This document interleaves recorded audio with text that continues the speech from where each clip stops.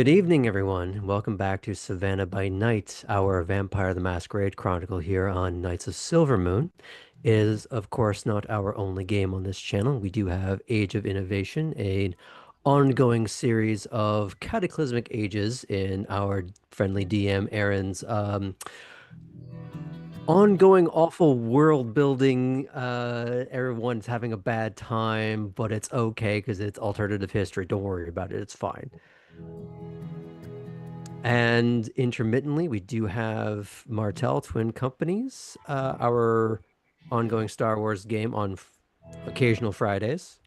That's right, Graham. Occasional Fridays. We are looking at the end of this month for our next game, in which we will be figuring out what we're going to do next because we just sort of finished an arc, and that's basically just left on a big cliffhanger. So, Well, I mean, how the it goes? last arc was mostly just the ship crashing into something, and you were all fine afterwards. Yes, Yes. fine. Mm. Just emotionally destroyed, but that's fine. I mean, that's kind of how most of us came in, honestly. So, And then you played characters. Yeah, got it. Cool. right. And Dreamy, where are you on Tuesday? You can find me with our friends over at Top Down Tabletop Tuesdays at 7:30 Central for a D&D 2024 campaign. It's loads of fun. Also, fun fact, because the players don't know they're playing right now and it's about to happen, you can hear my voice on the Bards of New York stream for the next 2 weeks as a fantasy Lady Whistledown.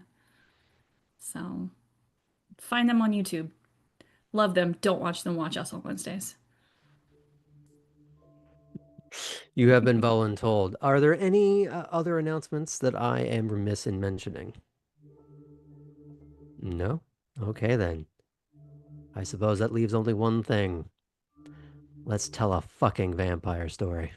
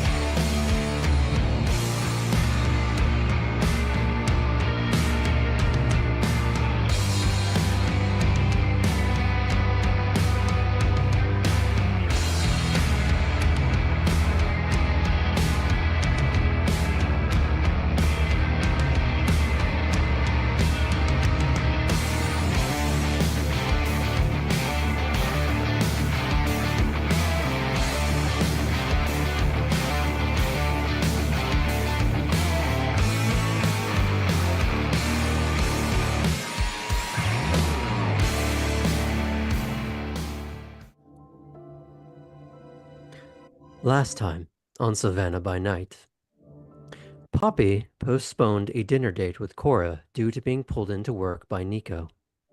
The two Toreador eventually shared a heart-to-heart about the nature of their unlives.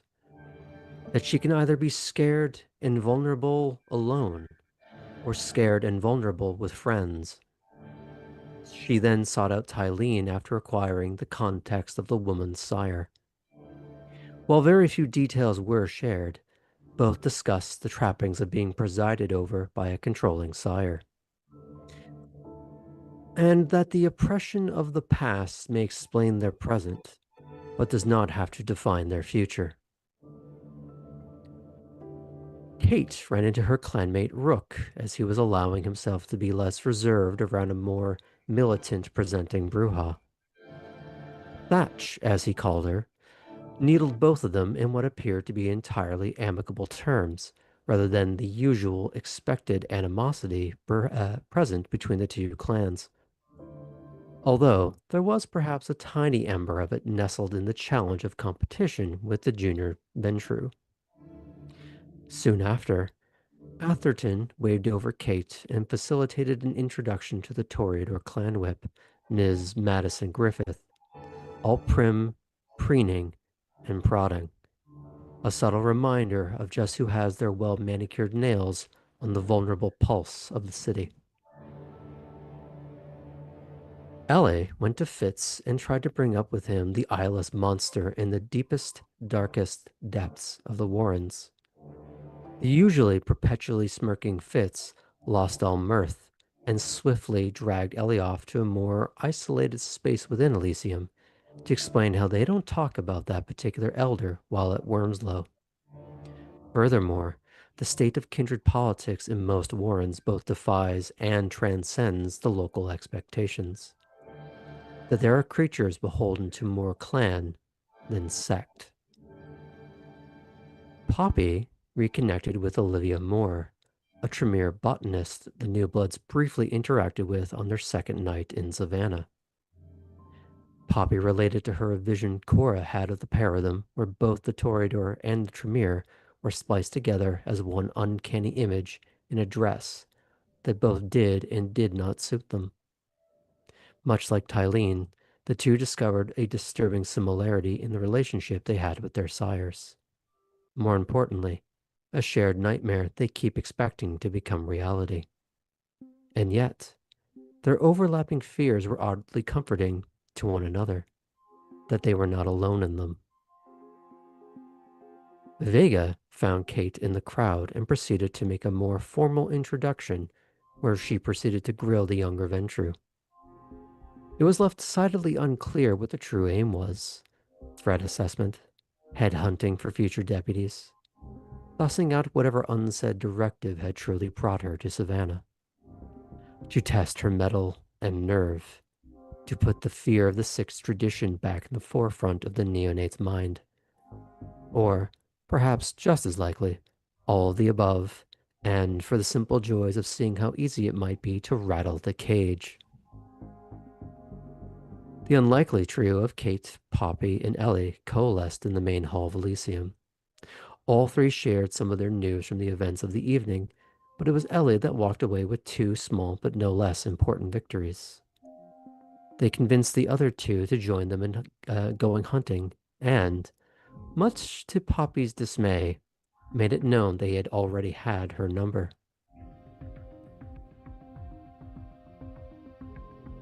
But as you are splitting off in a few directions, Poppy, you had one last meeting you wanted to get into before you left Elysium.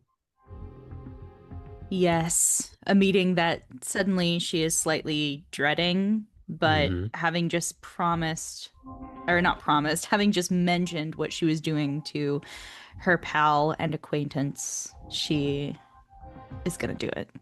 Okay. So she'll find Sebastian. Do you text to confirm that he's there?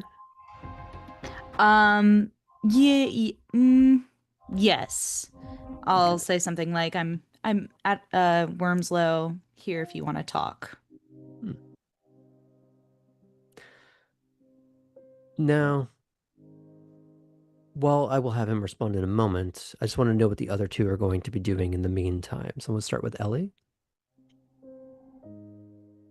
Ellie is going to begin with getting their computer, which they probably left in Lila's car, and finding a more private area so that they can start get their dinner ready, and also do a little bit of research. I think, Graham, when you and I spoke, there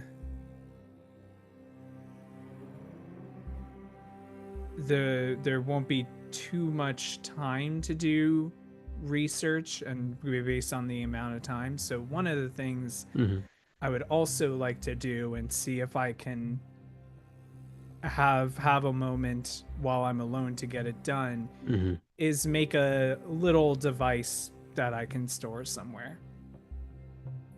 Make would be hard. You'd already have to have one with you. Okay. Would I But we have thought can- of that beforehand? Well, we'll come back to that in just a moment. I'll have you think about that for a sec. Kate, what would you be doing in the meantime? Unless Ellie is being utterly secret about where they set up camp, I would like to go sit right across from Ellie. I'm not trying to see what's on your computer, but if we're going to follow you to go eat, I need details.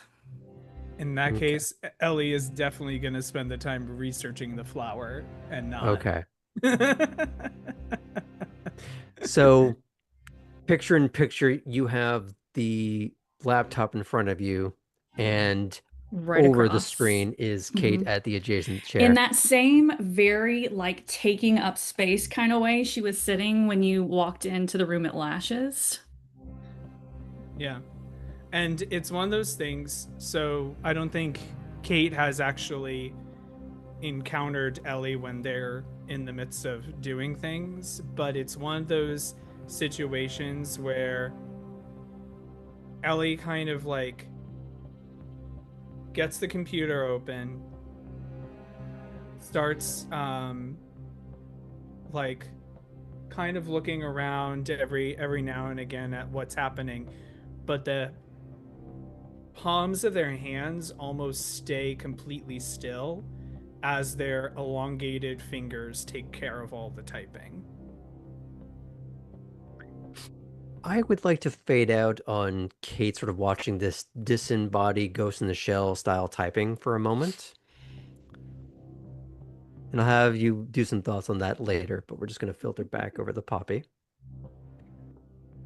You do get a text back saying, I'm here as well. Meet me upstairs, the railing overlooking the hall. Great. Poppy will just thumbs up react to the text and make her way up.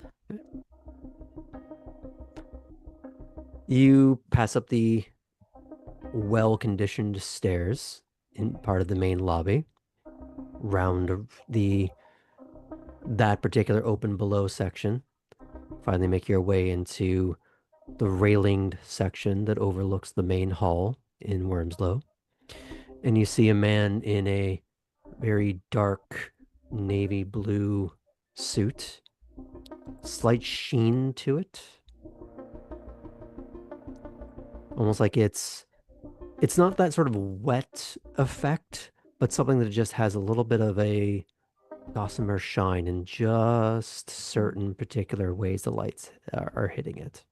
Nice. You get the impression that if this was more of a nightclub, it would have a little bit more of a spectacular effect, but it's too subdued here. Right. By design. He turns in his well-manicured appearance. Poppy, was it? Hi. Yes, it's nice to meet you. He holds out a hand to shake, and it's not unlike when you met Dalton. It doesn't have the same rehearsed economy of motion to it, but it is just a proper handshake. None of that, I'm trying to crush the wee dainty girl or assert dominance in some way. It's just polite handshake. Great. Yes. She will. She'll shake his hand. And then he responds afterwards by just clasping a wrist in front of him. So, what did you want to talk about? I've been making a point of meeting anyone who's anyone, and I just wanted to formally introduce myself and maybe ask a little bit about what you do around here. Oh, well, I provide something of entertainment across the county in some more lurid fashions and some a little more, how do I put this? Mainstream good time debauchery. I see. That's good. You can span the gap. That's beautiful. Exactly. It's good to have a diversified portfolio, as a Ventru say. I agree. I actually recently met an artist at SCAD who definitely has a diverse portfolio, kind of in the same way that you do. Oh, now which one are we talking about? Which person? Mm-hmm. Oh, it's one of the it's an undergraduate student. Oh, I see. I Yes, thought you were referring yes. to one of us. Interesting. No, no. But I'm sure there are more of you with similar interests. Hmm. But to speak more plainly, I dabble in some of the strip clubs, the drag shows, reviews, that sort of thing. The kind of entertainment where things get a bit blue. I love that. I am a designer of events and spaces myself, so I'm glad to meet you. Hmm. Though I'm not sure my events have gotten blue, but they always could. Well, what are you working on now? Currently working on an installation at Titus's racetrack. Harlan's going to be working with me. DJ Rally is also, thank goodness, going to provide some music and some help with syncing up lights and things to the base. It's going to Oh, be wonderful. how multidisciplinary. I try. Oh, I'm glad that you are able to branch out and get different people with different disciplines involved. Thanks. I'm really inspired by I guess the kind of myriad of things people are interested in. So and I'm very glad to meet you. Oh, well, I'm not quite sure what we could collaborate on, but I have, of course, always trying to find a way to make some of the venues more entertaining and sometimes a little more of a niche or broadening out that niche. Well, feel free if you ever do have a creative project where you may need a bit of an artistic hand. Feel free to reach out. Hmm. Well, I suppose that depends on your capacity for the tawdry. Oh, I don't mind it. Hmm. I've been Interesting. to different events before. I see. Well, perhaps you should head out to one of my clubs when you get a chance. Let me know when you're coming by. Oh, absolutely. I'm always a sucker for burlesque. Well, that's some of what we do. Yeah. That's more in the highbrow section, but it does happen. Of course, of course. But is there anything else you'd like to ask while you have my attention? Oh, no, I just wanted to go ahead and meet you since I'd heard so much about you. Oh, what have you heard? That you're a businessman, and that you have a variety of venues under your belt. That much is true. Now, what's the worst thing you heard about me? Honestly, wait, Graham, has Puppy heard bad things about him other than just like be careful? I'm pretty sure that was the extent of it. Okay. Um,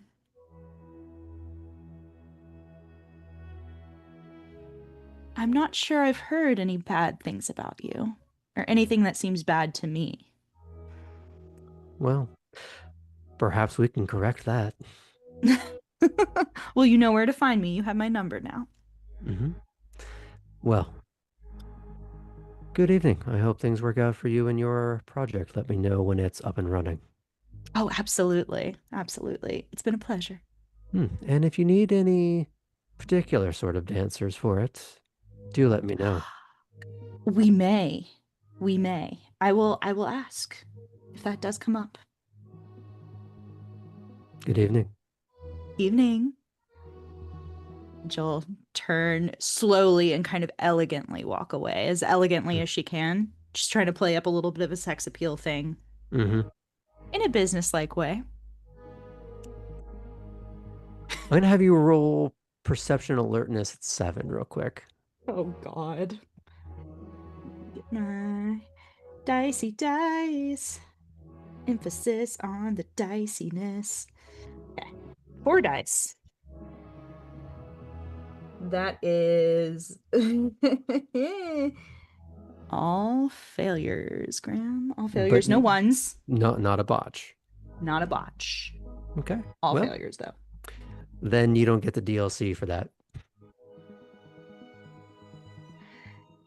Okay. So as you're walking away, we're going to cut back to Ellie with Fulton watching them. I'm assuming a bit like a hawk, but you can't see what's on their screen. So Ellie, what exactly are you trying to research right now? Well, Graham, I'm so glad that you asked. So Ellie's going to pull up someone who is a little bit of a regular, what's the best way to put this?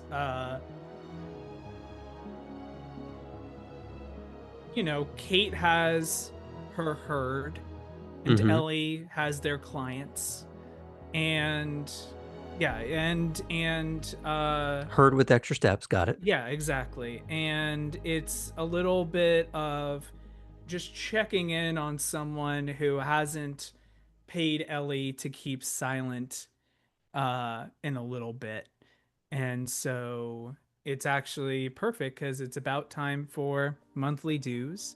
And so Ellie's gonna send just a quick little encrypted message over to that person who by now, I mean, it's about that time of year, so they should be, or that time of the month, so they should be expecting it at this point. Just a regular reminder of the mortgage on their continued life. Got it. Exactly. If they want that life to continue to be very as fruitful. It is. Yes. Now, do you have a particular place in town that you would want them to go to? Would it be the same as the last one you sent them to, or are you trying to keep them off their game here by sending them somewhere else every time? I think we want to keep them guessing a little bit. Okay. For 2 reasons. One is for them to keep guessing, and 2 is for the other 2 not to know, not to be like, oh, this is the same spot that we can expect Ellie to be at every month. So a couple of layers of paranoia. Got it. Yeah, why not? Okay. So how do you word this message? Hi, bestie.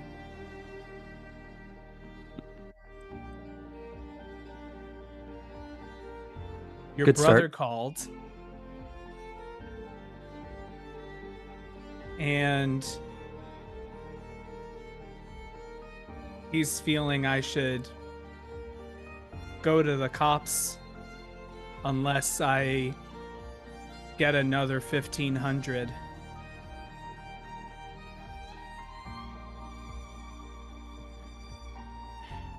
Winky face. But not the emoji. You could the see winky face. Yeah, you can see the little response dots going before the winky face, and that stops it cold for a minute.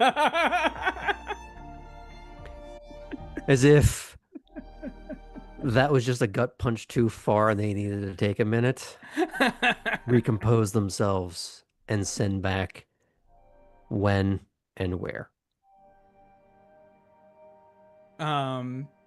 I send the coordinates, send the time, and and say, you know the drill. Come alone. If I see anyone else with you, deal's off.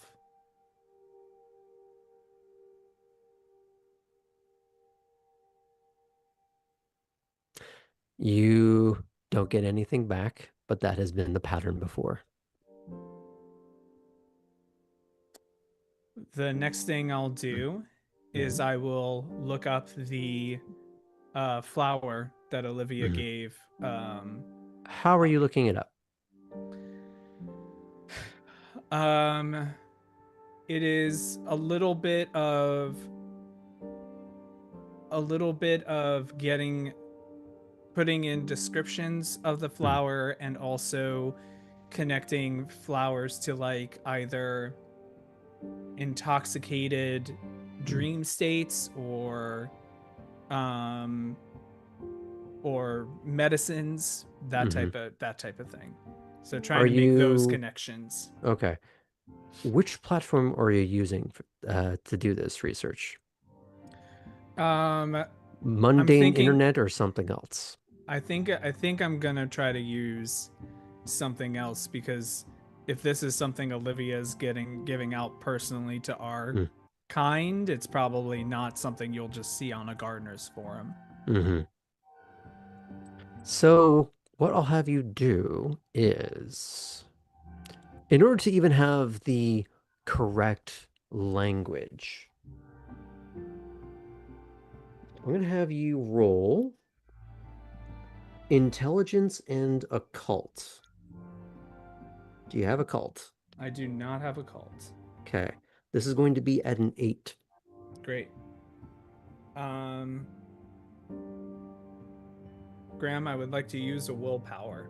Okay, make sure it's marked down. Marked. You, I believe, are down 2 willpower at least at this point, just making sure. When did I use the last one? Did you use one at Lashes? That's what I'm thinking. I used one at Lashes, and we're on the same night. Yep. Goes fast. Yeah.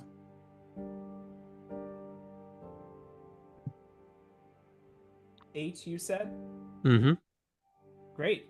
With the willpower, I have 1 success. So your best bet is to try and either do a search through ShrekNet or put out a post going, hey, I've seen this. Does it do anything? That sort of thing. But you do some cursory searches through the through some sub forums. It's like browsing a more messed up version of Reddit. Yeah. Or less messed up, depending on your worldview. But you're putting in a description of maybe, well, how well does Ellie know flowers? Let's start with that.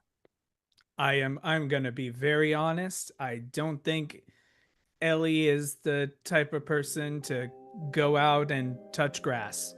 So I not super knowledgeable. Okay. I would say. So you do realize that there is a certain amount of granularity the more you start reaching into this. You can't just say blue flower. Right. Because you do get back a lot of cross results from people like Orson, not Orson himself, but people just in similar positions who are creating little tips about how they cultivate their particular gardens. And it's not the same thing. Yeah. You find some things that say broadly terms like thaumaturgy or GMO, but you're not getting a lot of very concise information pointing in an exact direction and not in a direct answer. But what you do see is that it is not mundane, or at least that's the strong impression you're getting.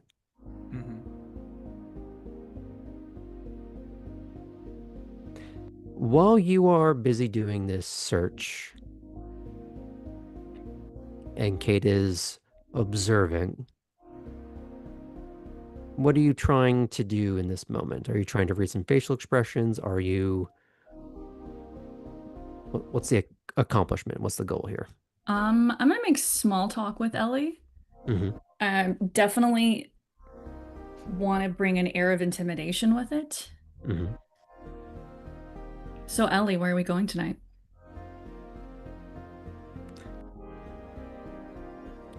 What's your preference?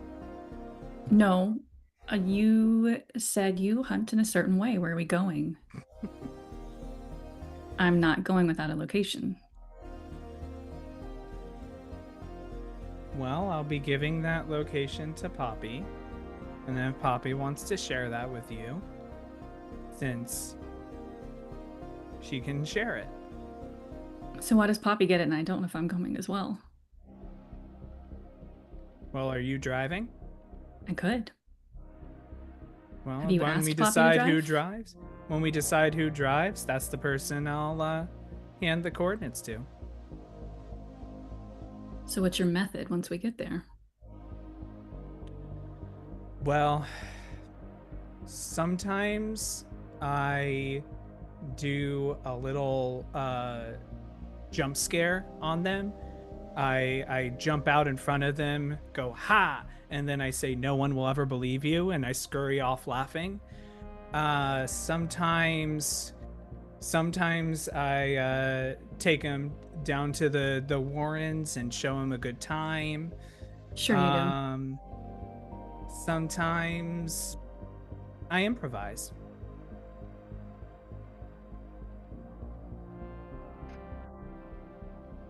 You really want us to go with you, layering it in all of this bullshit? You know, I had a really great conversation with Vega earlier tonight. Yeah. Mm-hmm. Just a nice reminder about who to call first when shit hits the fan. Well, good news. I've been doing this many times. And Many I know times, how to very do it specific, very right. detailed. I don't ask you how many times you've done whatever you do. I don't bring people with me. Well, we both know why that's the case. So why do you want to share your hunt with us? Well, Poppy mentioned that she was hungry. I happen to be hungry. Seems like it's a fun little exercise. So are you and Poppy going to tag team your same victim? We'll see how hungry we get. Well, that's certainly generous of you. I'd say Yeah. this is a good time for Poppy to be walking into this. Okay. Social engagement is done. How was Where it? are we going? Oh, it was fine. Very businesslike. Which is maybe not what I expected, but you know, meeting Did you people is important. expect lecherousness and... To tell you the truth, yes. Yes, I did.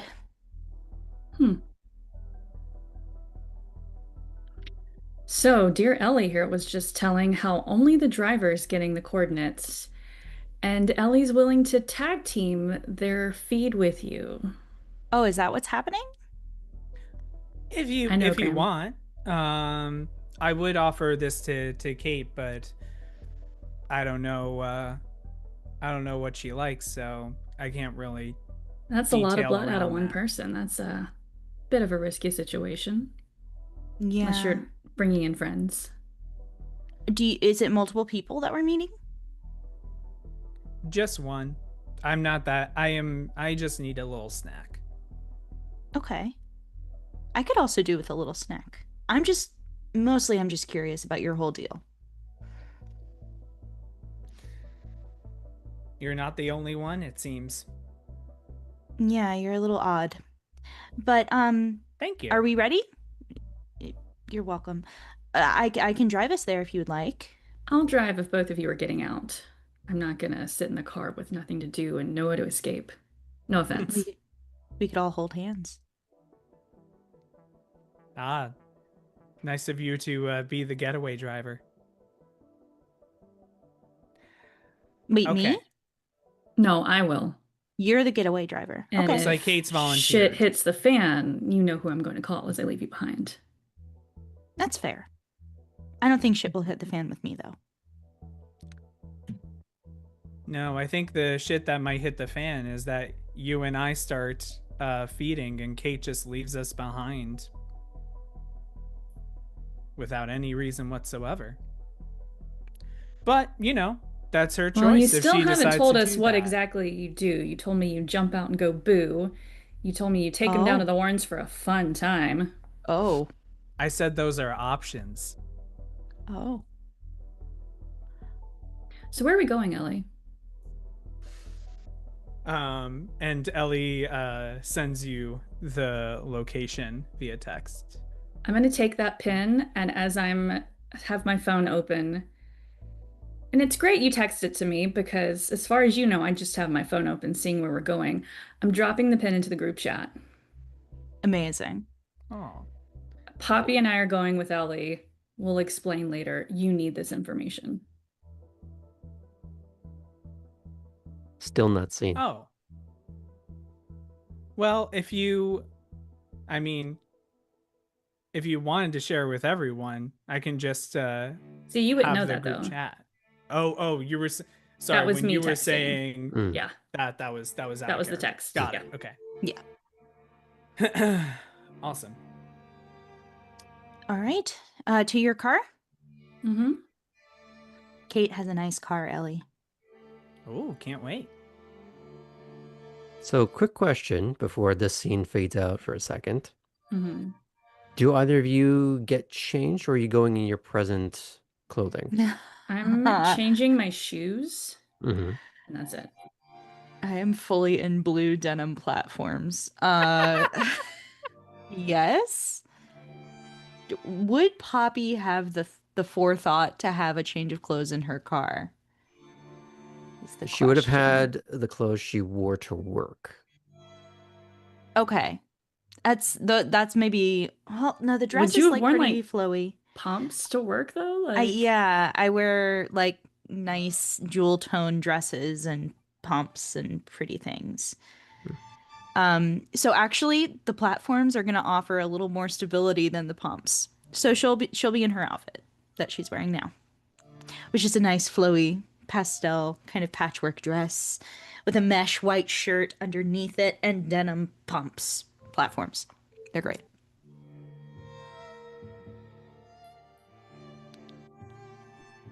And Ellie wears Poppy's business clothes. Got it. Perfect. Ellie is Yeah, is Ellie still in the Lash outfit? Ellie is very much still in the Lash outfit. And did not bring a change of clothes, so this is what we're going with. Commitment to the bit. Okay. Yeah.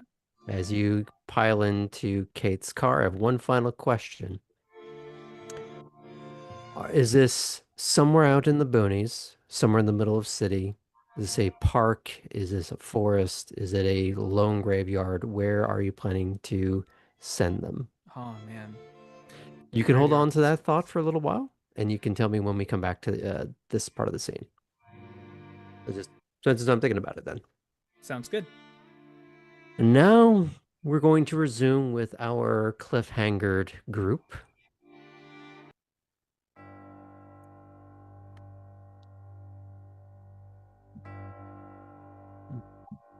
Great choice.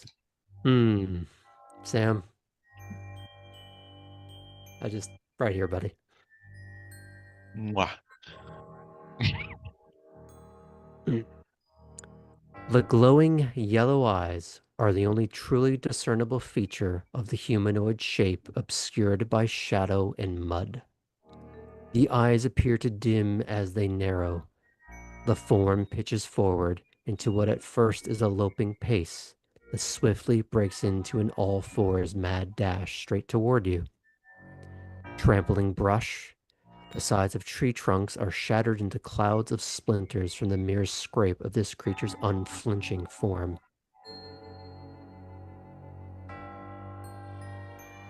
I'm going to give you a moment to respond to that, but only a moment. Well, Cora saw it right as it was emerging from the cloud of fireflies. I imagine that she was sort of asking an idle question to Artem. Do you ever notice, now that we're embraced, sometimes the world just seems so much more full? Like there's all sorts Um, Artem? I will say, Artem, Yeah. while Cora may have spotted it first, you rolled high enough to see above the table, in a way. You had your big brain moment. So while Cora saw it first, your reaction time is sped up. Your processing time is sped up. Okay. You having, done a stint in the woods, Yeah. your fight or flight system is a little more tightly tuned compared to most people. Yeah. So, You have seconds to react to this, both of the you. very first thing we're gonna do is keys in Cora's hands, get to the car. I bolt for the car. Immediately try to get in between it and Chris. Okay. I'm going to have you roll initiative for me. Okay. Oh, okay. What is initiative? Well, I'm so glad you asked. It is, you're going to roll a 1d10. Oh, shit. Okay. You will add as a modifier your total dex, celerity, and wits. Okay. Oh, shit. All right. Ooh, okay. It's pretty good. Okay. Well, I rolled a 3, but that Okay. is a 10. 12. Nice. Sorry. It was, who got what? Sorry. I got 12 a for 12. 10.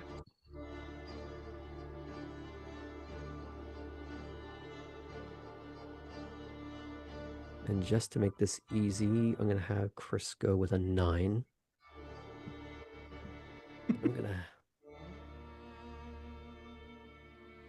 I'm going to see how well this guy rolls.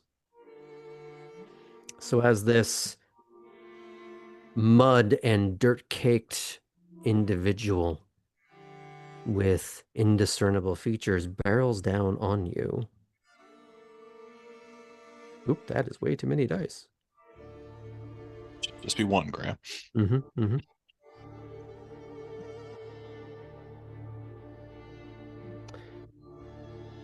Well, I'm going to have to adjust this.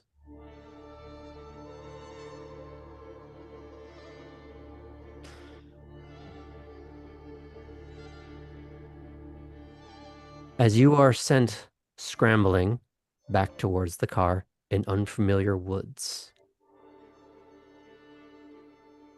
the creature still barrels towards you. Artem, you're trying to get in front of it. Doesn't even really matter if it's Chris or Cora. You're trying to take the brunt of its attention. How do you do that?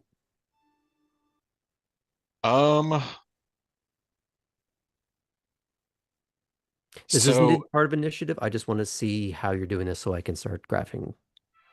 yeah, he's basically going to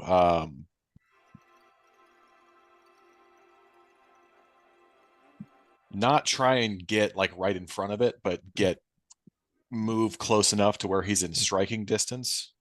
He's going to put out his arms and just try and get its attention. Okay. Now, Probably making loud noises. So the mentality of if you are being attacked by a bear, try and making yourself big and loud and imposing to make it think twice. Okay. For those of you who are not watching the stream in the game, you may want to look at it now just for reasons. I'm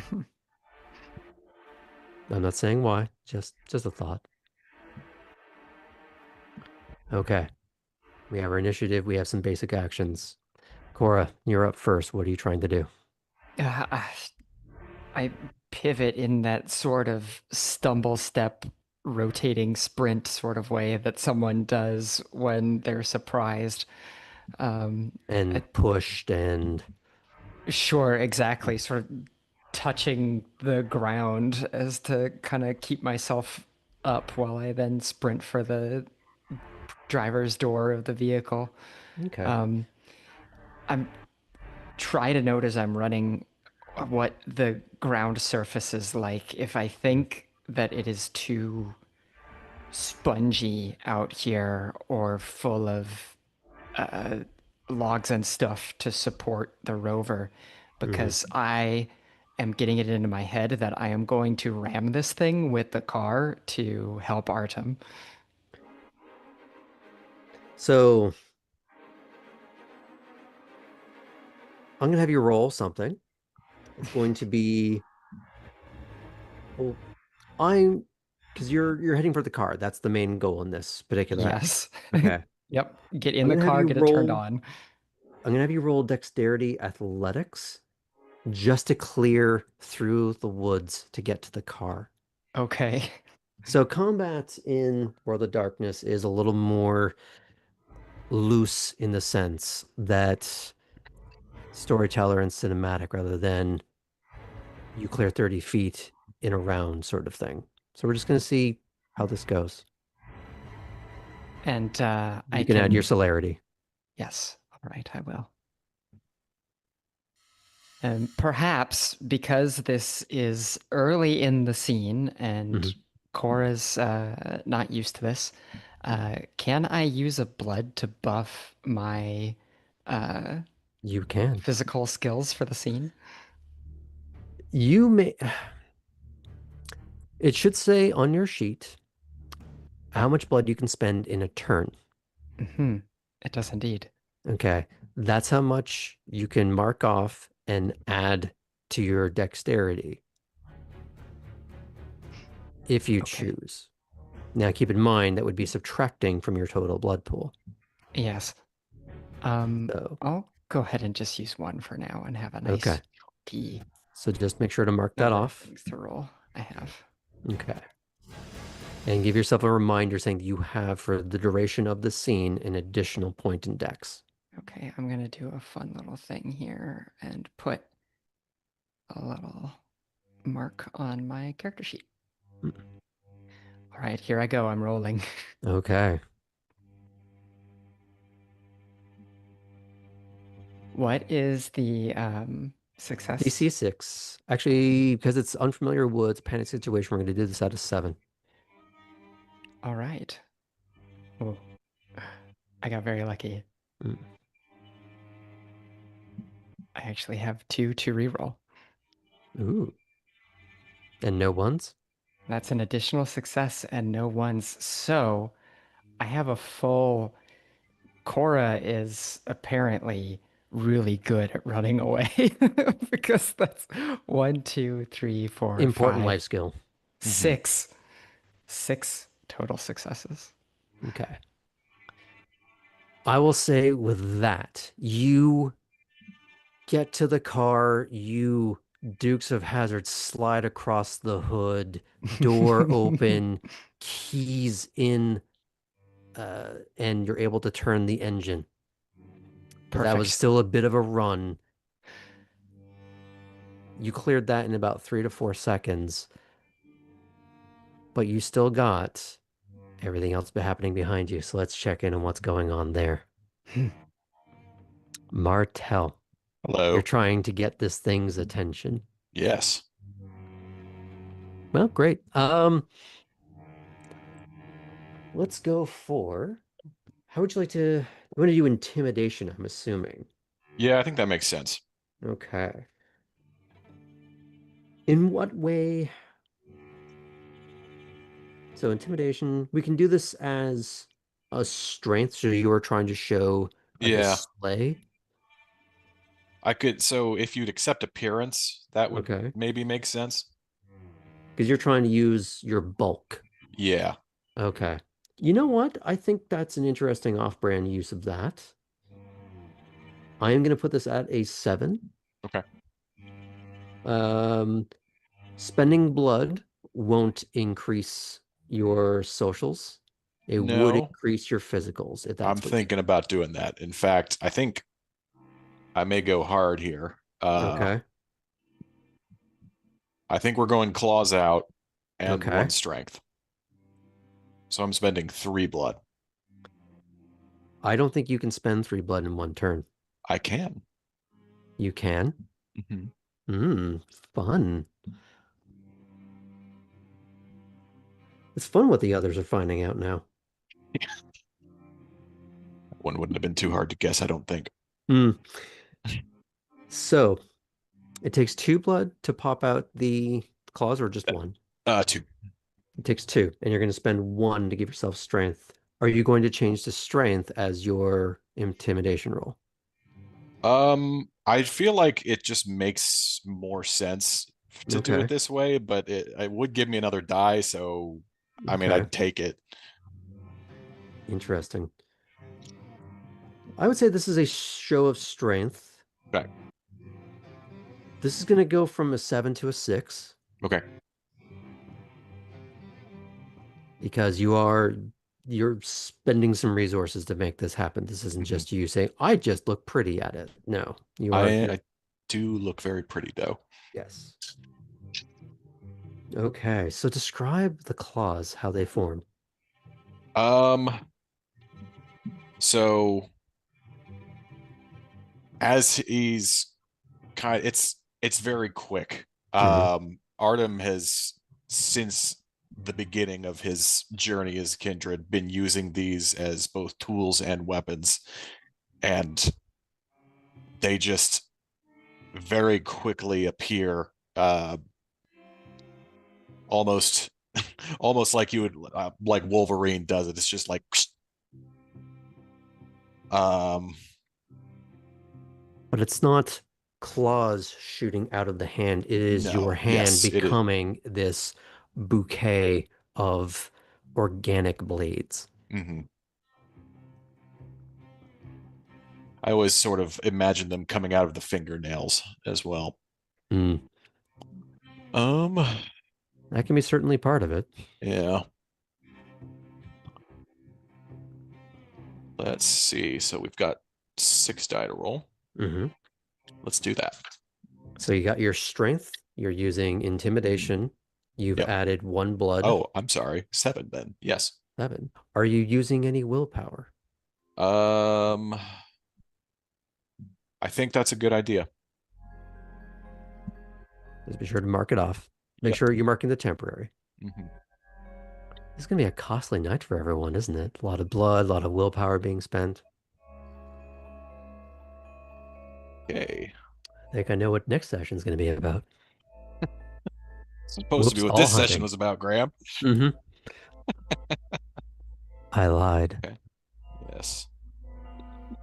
Okay, so we got 2 successes. I've still got to roll 2 more die. That's a 1. That's a success. So we stick with the 2, and then we add the willpower as 3.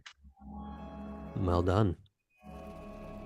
You do get this creature to not back away, but you see its bare, ruinous, indescribable in the sense of just, it is a foot and yet not.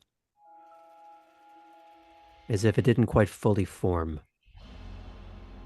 It stomps into the ground as if trying to break itself so it doesn't collide into you. As in using brake like on a car, not break the foot. Just, I saw the face journeys there, like, oh, I need to re-explain. Okay. You do finally get a slightly closer glimpse of the malformed face. The eyes glowing in even sharper relief now that you're closer. Like the foot, it is a malformed set of non-features. There is a nose, but it's more a slanted, almost pyramidical set of slits where nostrils would be. But the thing that does have some definition are the row of irregularly shaped and placed teeth, sharp, jagged, almost, you can imagine, serrated. It screams a howl at you. Not unlike the T-Rex from Jurassic Park being a blend of so many different creatures mixed down together into a deafening cacophony, as if trying to scream you back.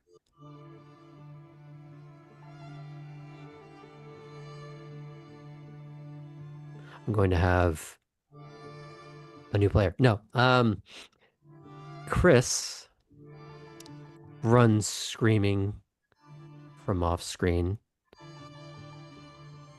her own claws fully formed. But by the time this turn ends, she doesn't quite make it there. She is still firmly behind you. The creature is not progressing forward.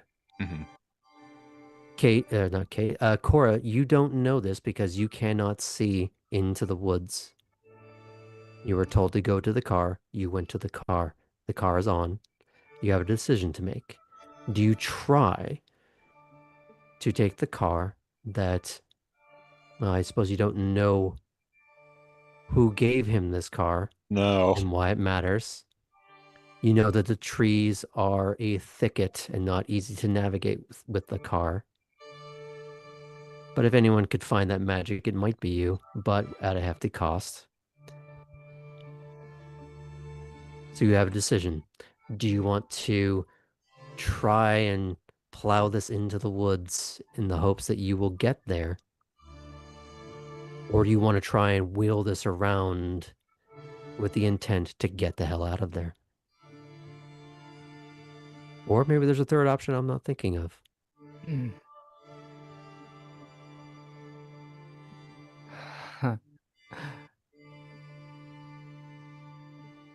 I have an emergency flare in the backpack in the car, if we remember. I do love me a third option. Yeah, so I'm going to spin the car around and then grab the flare and head back towards the gangrel. Okay. I will allow you to do another run at a lower difficulty because you rolled so... Actually, I'm not even going to have you roll this time because you rolled so well last time. Thank you. Now, the question is, do you light this mid-run? And then what do you do with it once you have it? Oh, goodness. Yeah, I will light it mid-run. Okay. And I will hold it up and charge back that direction with the intention to get it in this thing's face, or Cora's not entirely sure yet. But we're going back to help.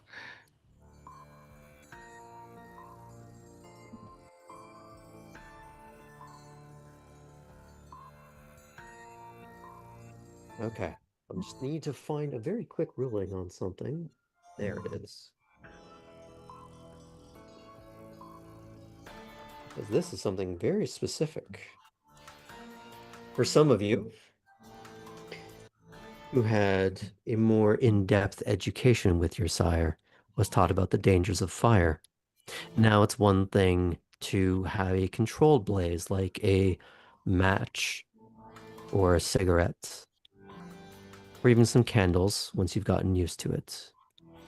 A fireplace may have made you uneasy, but because it's a controlled fire in a place you expect to see fire, you get over it quickly. But unchecked blaze, that can cause a problem. Martel, would you say that Artem would be expecting fire this evening? No.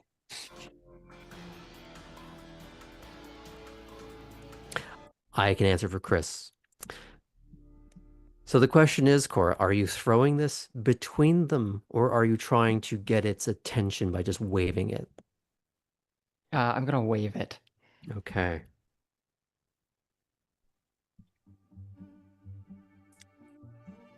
Let's see the exact.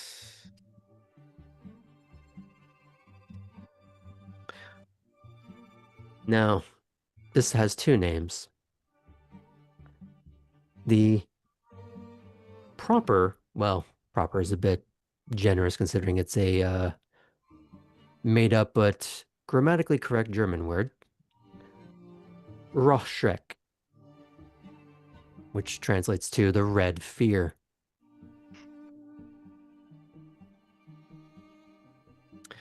I will be having the creature roll. Was that the name of the creature? No. Okay. That's the name of the red fear. It's the experience you get when you are presented with flame.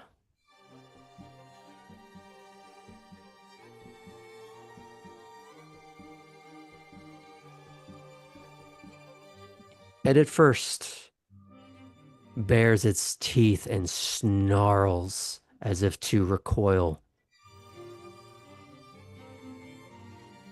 But it starts plodding towards you, Cora. Artem, it's your turn. Do I need to roll for red fear? You're going to have to. Okay. This will be at a difficulty of 5. Okay. And it is... Is it courage? Let me look at this again. It is a courage roll. Okay. Just courage. You can, of course, spend willpower if you'd like. I'm going to very confidently say that I'm going to tough this one out. Very well. Set it a 5? Oh, yeah. Yep. That's 4 successes. Excellent.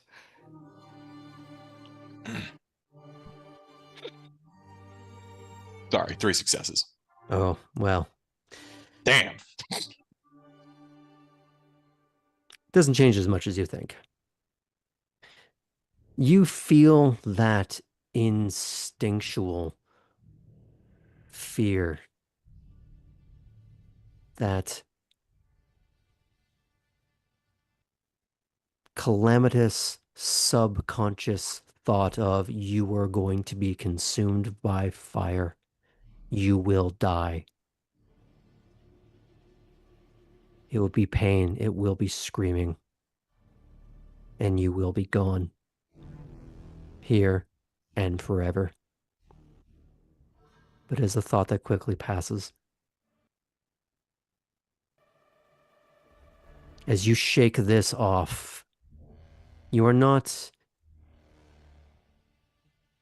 able to ignore the 3,000 Kelvin blaze that is being held aloft by Cora. The reason why she is not rolling for it is because she is controlling it. She is aware of it. That's cool. It is, however, making you uncomfortable. I'm You holding do it up feel- with the same hand Yeah. that I had the sun experience with. For a moment, you feel as though your hand is the fire. But only for a moment. The woods are lit up not in the orange-white light of day, but in the harsh, sharp contrasts of reds. But Artem, is able to put that fear at the back of his mind, shunt it down, compartmentalize. What do you do now? You said it's moving towards Cora? Mm-hmm. Oh, God. Choices. Yeah. Remember, it was just in front of you. Yeah. And now it turns. It's looking towards Cora and stalking her way. Mm-hmm.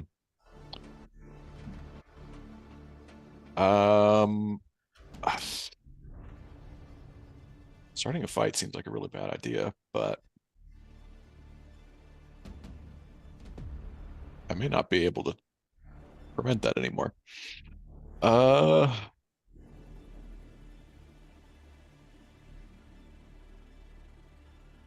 He's going to try and get He's going to try and get Chris and Cora to back off. He's going to try and back off. Can I potentially ready an action to strike with the claws if it gets... I would say you are past the point of prevention. Okay. You have to make a choice. It is already loping towards her. You don't have moments, you have split seconds. Yeah, then I guess it's time to go. We don't make threats we can't keep, so we will start to attack. Okay. And you're using your claws. I'm using my claws. So most combat maneuvers is at a difficulty of 6. This will be at a 5 because Cora has gained its full attention. The fire has filled its vision. It's forgotten about you for a moment. So this would be Dex and Brawl. Brawl, yes. For the sake of connecting. Okay.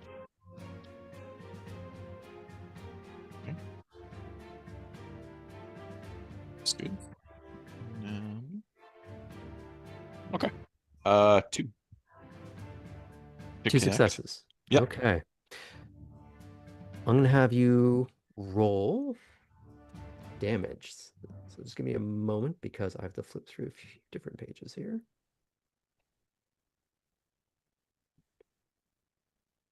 It was 7 dice, and I got 2 successes on a DV5. That was rough.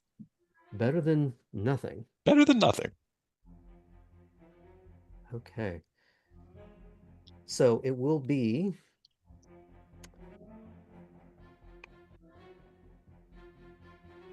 Should be strength +1. Yes. Aggravated. Indeed. So I'm going to have you... Yep, the amount of dice is your strength and then 1 extra one. Okay. So we've given ourselves... You also have an additional strength. Yep. So you got what, yes, 7? I do. This will be 6. 6. Currently I have 5 strength. 5 is your base and then you've added to it. Yeah. Okay.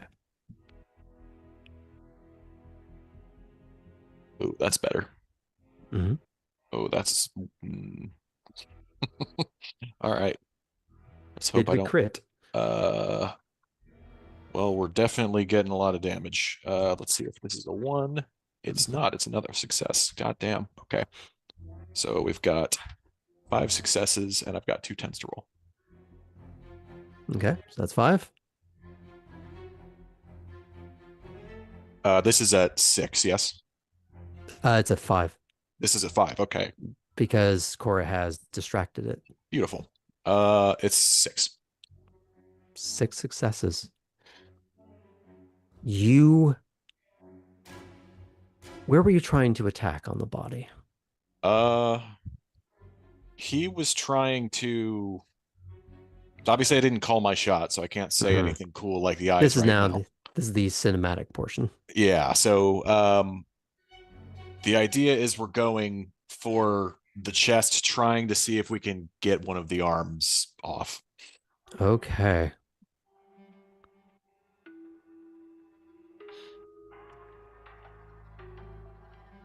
I would say, for a moment, the claws sink into the chest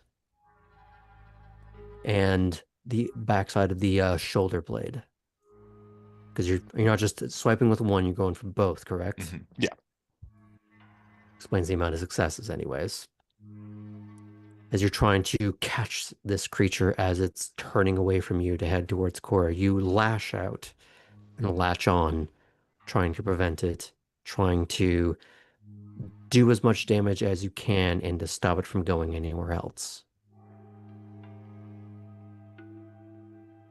As your serrated fingers dig into the flesh, they overlap with one another.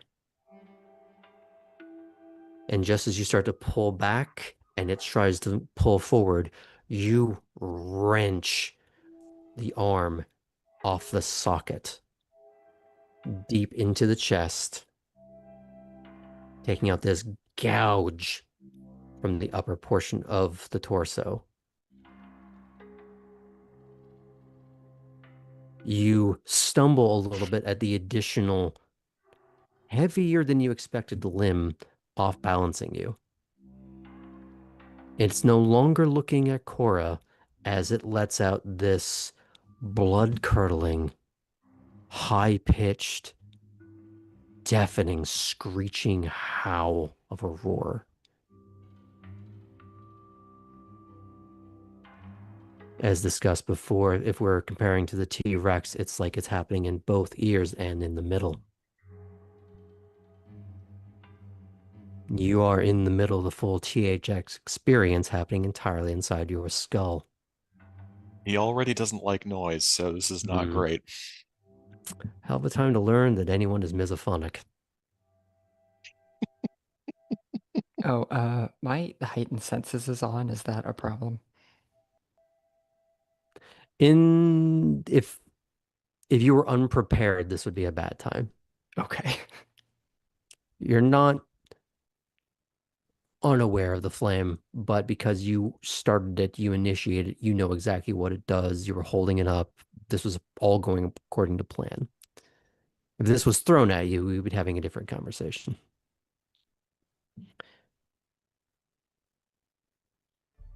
I will, of course, be rolling for Chris now. Seeing as this creature has been partially dismembered by Artem, her own claws out. Drop that to a difficulty of 5 because it's a little discombobulated from the combined visual assault and the now this is mine now situation that you've done to it.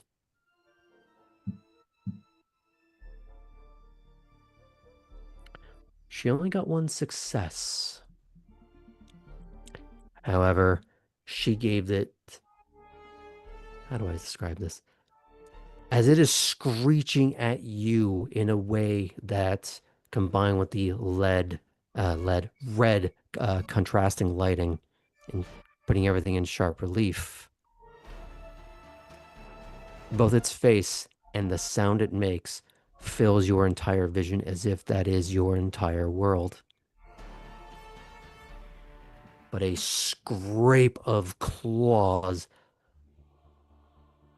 sends that audio attack almost off in the wrong direction, as if freeing you from the targeted cacophony. And as the screaming growl gets louder, it snarls at all of you and starts to run away.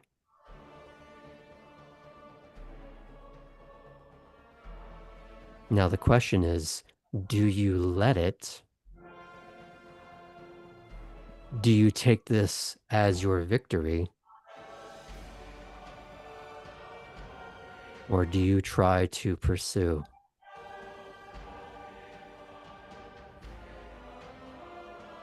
Ooh. The question would be answered first by Cora, as she's next in initiative. Cora already knows from the fight with Havel that she does not have the martial ability of some of the others. The flare seems to have done its job. I think that if we're going to be fighting this thing further, Cora's going to be taking her lead from the gangrel who are used to this environment. Okay. Do you continue holding the flare? Do you throw it at the fleeing creature to try and force it away? Or, again, is there a third option I'm not seeing? I wish there was a cool, fun third option, but at this point, I think those are really it. I'll take it and kind of move it down to kind of, act as like I'm holding the flare like a shield almost at this point in the direction of the thing. It's already started to run. So the question is, it's not really looking at you. But do you try and scare it off further? Yeah. It's already starting to run. I'm gonna turn to the two gangrel things. To the car. Are you holding the flame out towards Martel, or not Martel, Artem and Chris at the moment, or? I'm turning my head to ask them this question while facing the creature. Okay. Artem?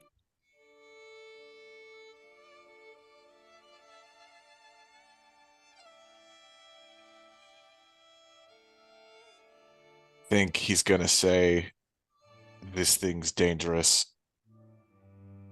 and he's gonna go after it again.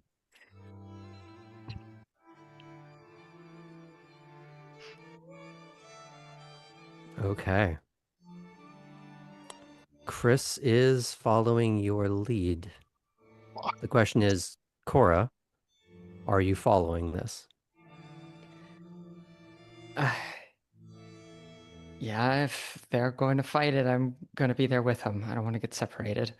Okay. And, maybe I can stuff this in its mouth or something.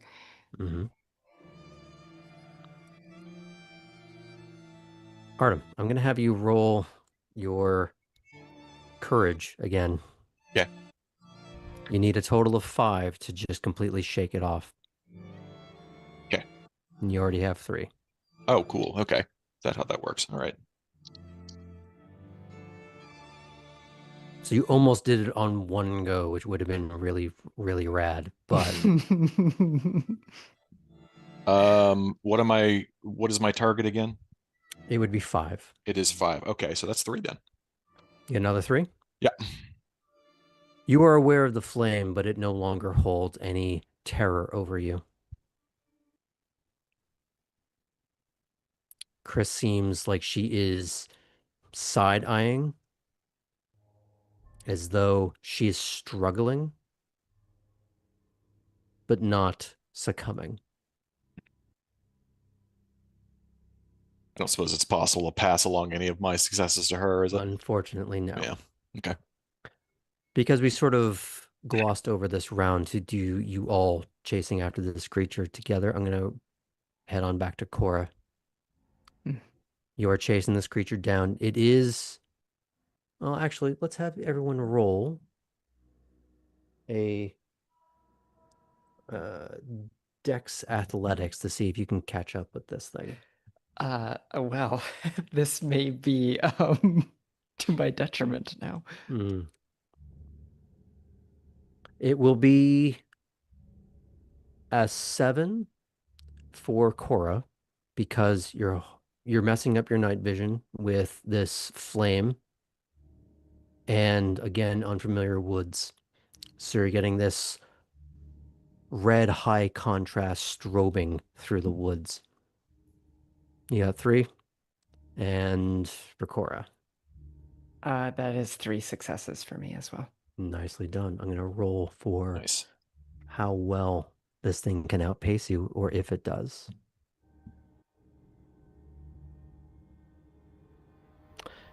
That would be 4 successes. Fucker. And as you get further and further away from where you first met it, the ground is becoming soggier, marshier,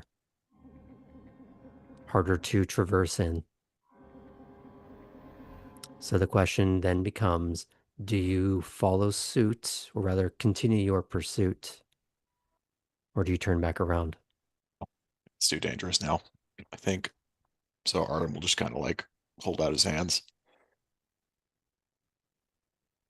Now, the question is, Cora, do you acquiesce to that, or do you try and press the advantage instead?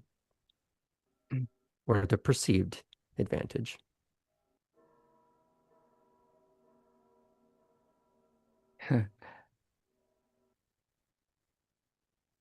Cora being so out of her element is winning against her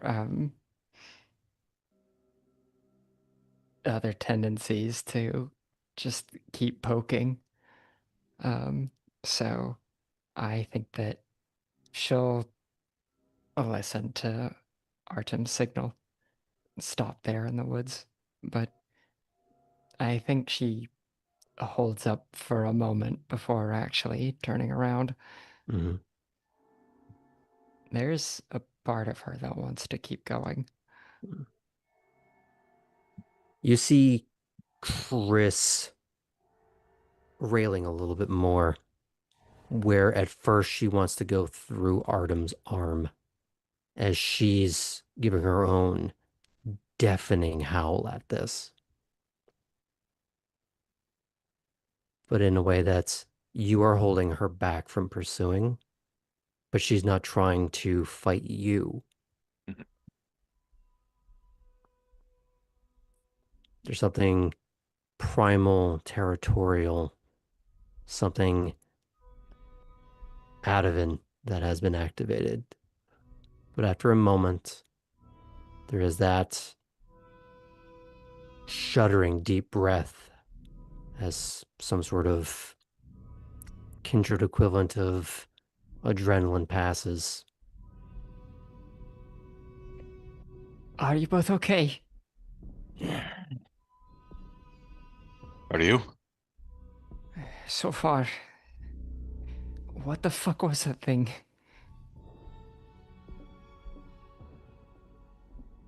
You see Chris just pacing back and forth as if trying to keep herself tethered and not try to chase after it, but also really wants to.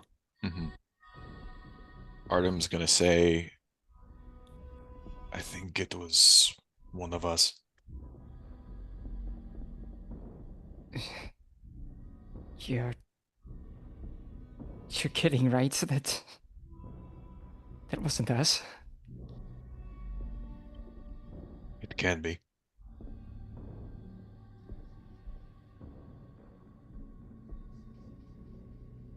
Either way.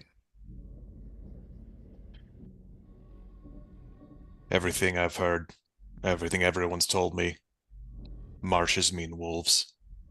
We don't want to get caught by something worse. Let's get back to the cart. All right. I make my way back that direction. Chris?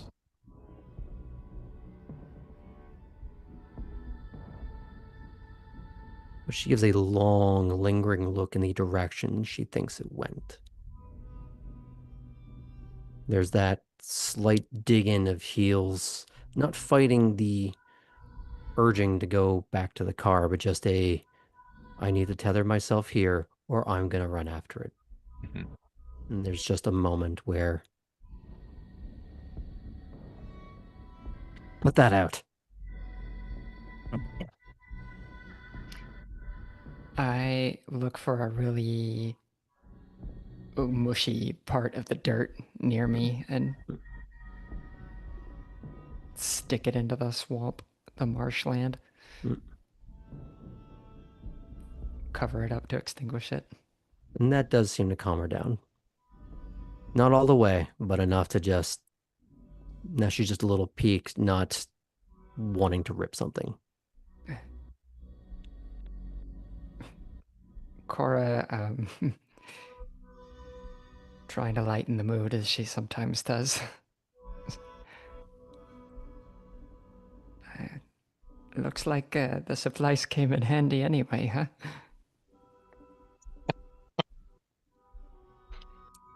Oh, that Both was said nuts. I wasn't going to need them.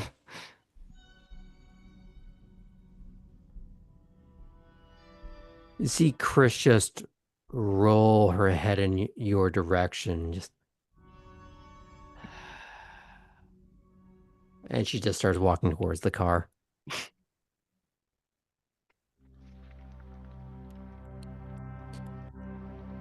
Do you two follow suit? Do you make any detours? Yeah.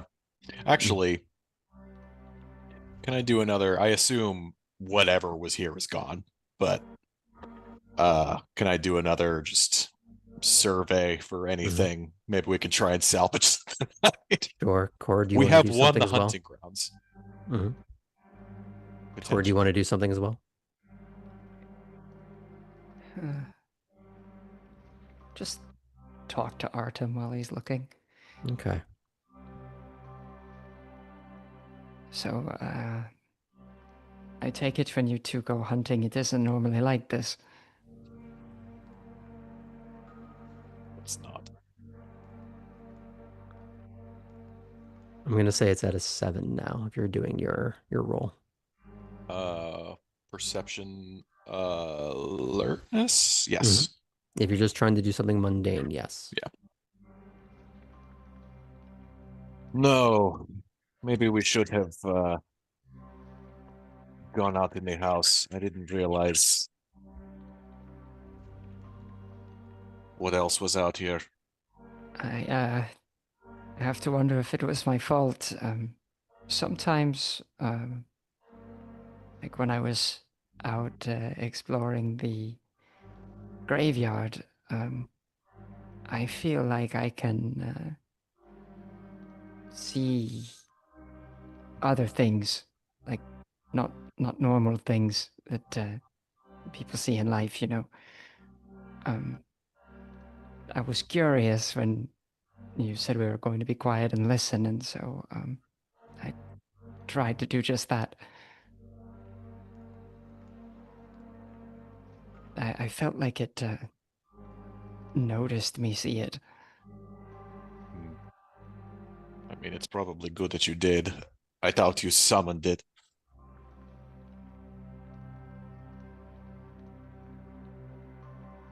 I did get 1 success, Graham. Okay. Whatever was in the area isn't. All the smells have dwindled. Except for the unfamiliar scent of whatever that was.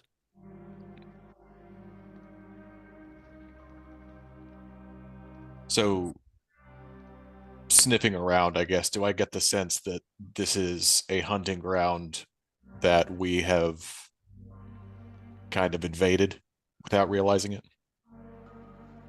It would be very difficult to discern that. The smell isn't so strong that it suggests habit. And when you think back to earlier, when you were first sniffing around, you didn't catch it. So it may have just been pure coincidence. Chris had said that she had been in the area before. Yeah. She didn't say who she was with, what she did. So this may be you just caught it on a night where it was loping through the area. Or it's recent. It's hard to know. And Is also, this the sort of thing we need to tell Vega about? I was going to ask you, who do you think we should tell? Let me... Oh, shit. Let me call the boss. I think Vega will be the next call, yeah. Or She always maybe... wanted us to be the first, but or her to be the first. This is kind of different. I almost wonder if we should call the other one instead of Vega.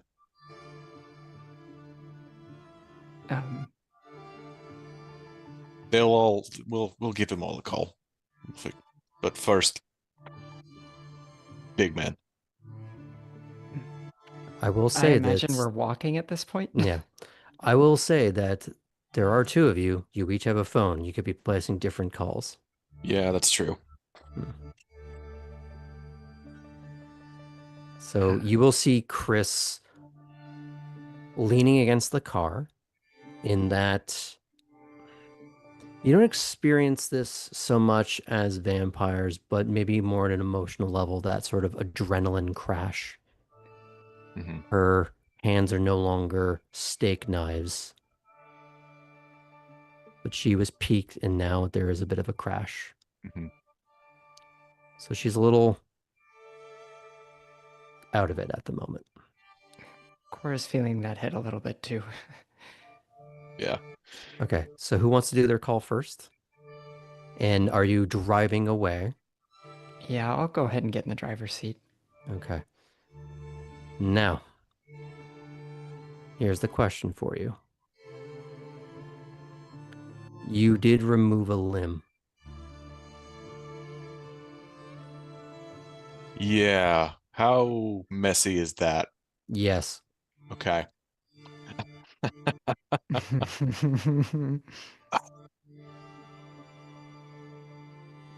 There is,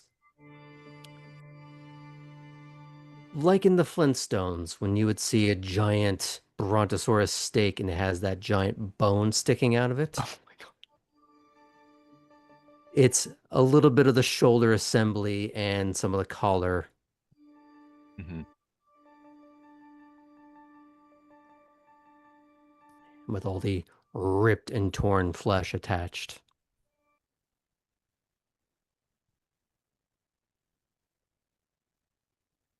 Do you have a blanket or something in your supplies? I take out the little space blanket Perfect. and rip the pack. Hand it to him. Worst deli sandwich Or ever. actually, I'm driving. I direct Chris to reach into the pack. Okay. Here's the thing. What do you say to her? Um, there's a space blanket in the mesh pouch on the front. She Chris, doesn't if you could respond. grab it. She doesn't respond until you say her name. And what? Space blanket. Oh. And Here, I can help. yeah. And they get that done. While they start working on that, Cora, you're gonna place the first call. Who is it to? Well, I don't have Artem Sire's number, so I'm calling the sheriff. Nobody has her number. Nobody has her number. Oh yeah, no, Alden, the adopted sire. Stepdad, what are you doing?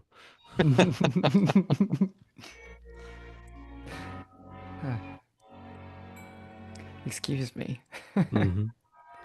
Your What are sire's you doing, encrypted. step-sire? We mentioned this earlier. So Okay. yeah, You're gonna call Vega? I'll call Vega and I'll Yeah. use the car's Bluetooth because I'm responsible. The car does not have Bluetooth. Car No. does not have Bluetooth. No. It is an Okay. old Dodge Charger in matte black. Do you mind if I drive? I will be irresponsible. Well, do you give Arden back the keys and let him drive, or do you try and drive in? How do you want to do this? We're probably not even driving yet because she's probably doing this while we're like. Okay, fair enough. Oh, okay.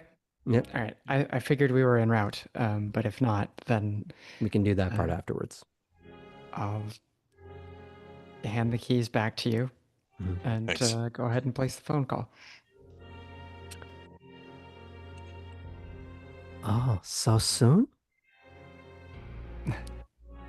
I'm not trying to get another interview right now. That would be nice, but no, I Get to the messed that point. one up. There's an arm here. We found Drop me a pin. a creature in the okay.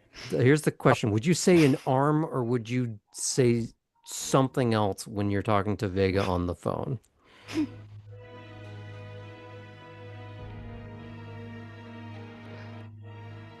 I want to be Mm-hmm. real here.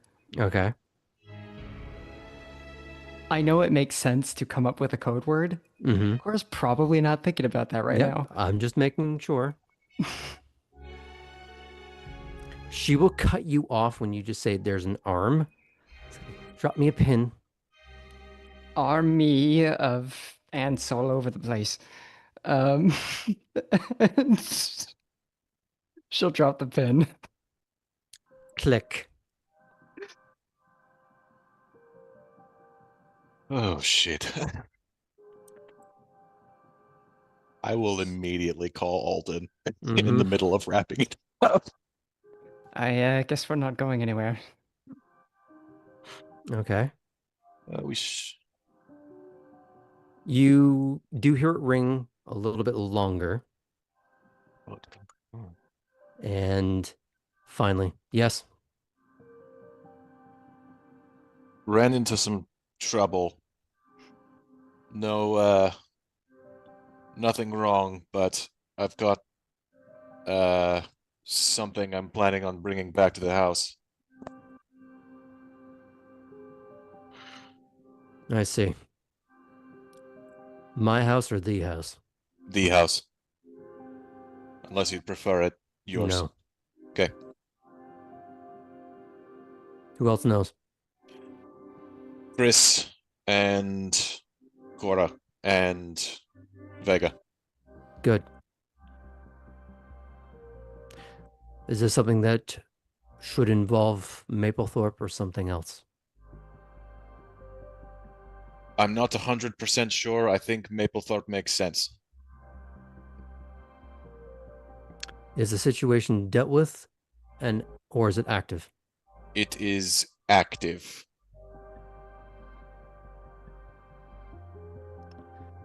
Call him.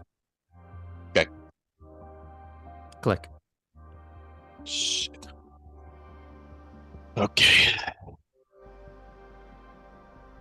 Ring, ring, ring, ring. This goes for much, much longer.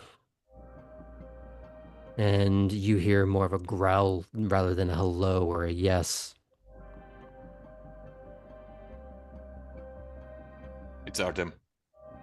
I have something for you to check out. Where? I'll drop location. Click. Drop location.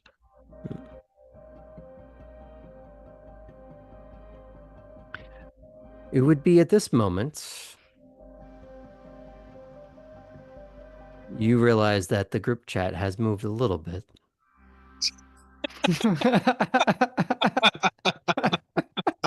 Without your notice.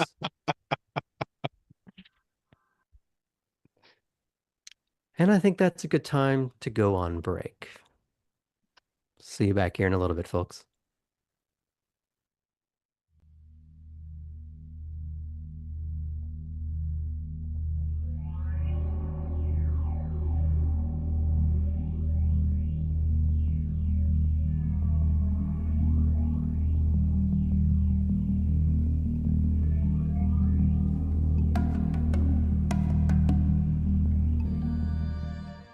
Welcome back. This is the second half of our Savannah by Night game where we just had, well, hunt is a strong word. Maybe more prey. Maybe that's correct. But let's see if the other half of our neonates are the ones doing the hunting. So let's check back in with Ellie, Poppy, and Kate. Ellie, what part of town have you directed Fulton to drive you to? So, I have instructed them to bring us to a bit of a secluded area that's near a park. Mm-hmm. And I am providing some more detail as we are driving. And the details that I provide are I'm gonna have you park us at about like far enough away that you still have us in eye line. Obviously, you should have the car off and not just headlights pointing in our direction. And then once we do that, Poppy, you and I will get out. We will go ahead and make our way just into the bushes. And once our mark arrives, I'll tell you what to do next. What are you gonna do about your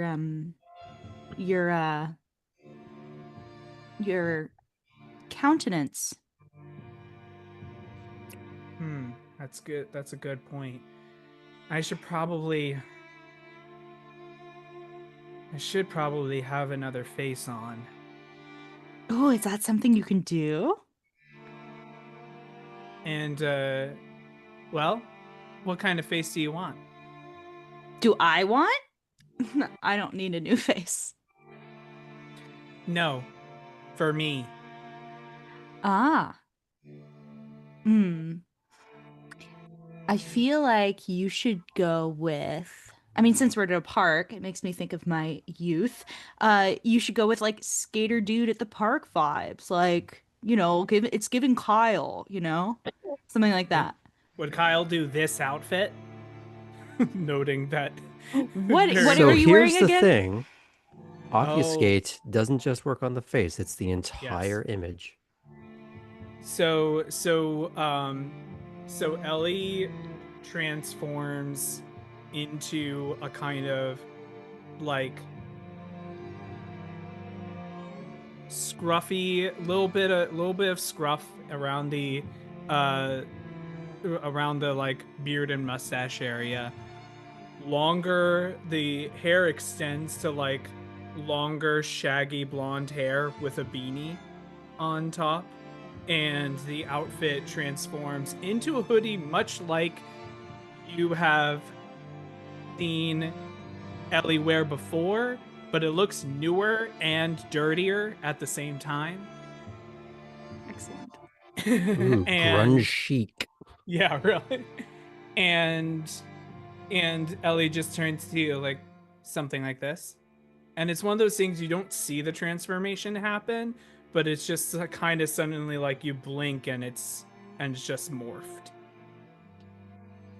Kyle, you look great. Do I need to worry about myself being recognized? Does the person get a good look at either of us? What is your tactic for sneaking up on them? This is just backup in case they see me. Oh, okay. So I will make myself unseen then.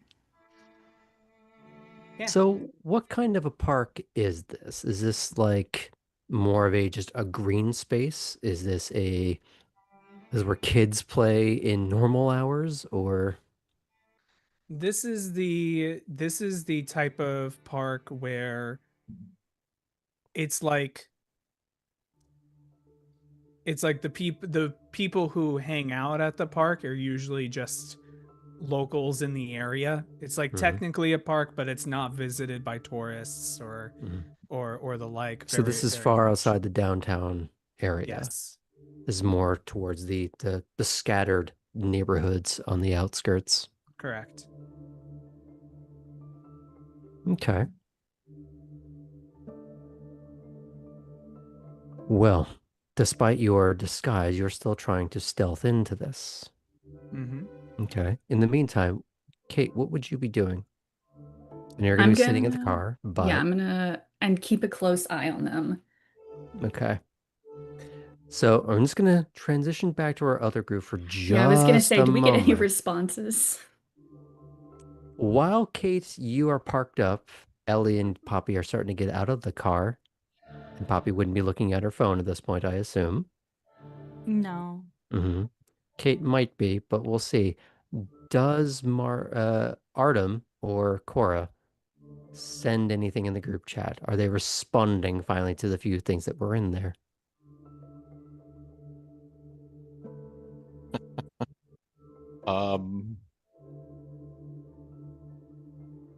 Thumbs up on Poppy's outfit.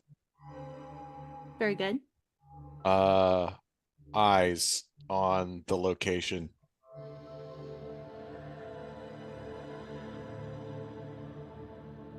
Cora, What's are you going doing? on? Question mark.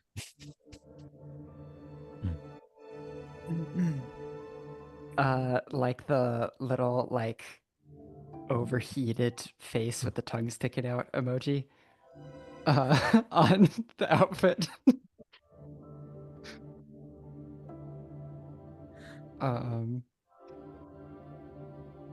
And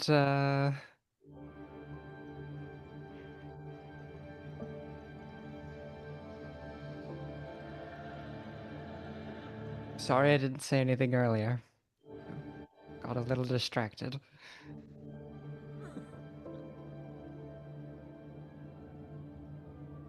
Do you add anything else about your night, or are you leaving it just at that, either of you? Maybe wait for a little back and forth. Okay. I'll let Kate start a response in there, and then we'll move to the duo. I'll ask anything interesting. Cora's gonna look over at Chris and Artem since we're all in the group chat. Chris isn't looking at her phone. She's just Okay. she's a little shut off right now.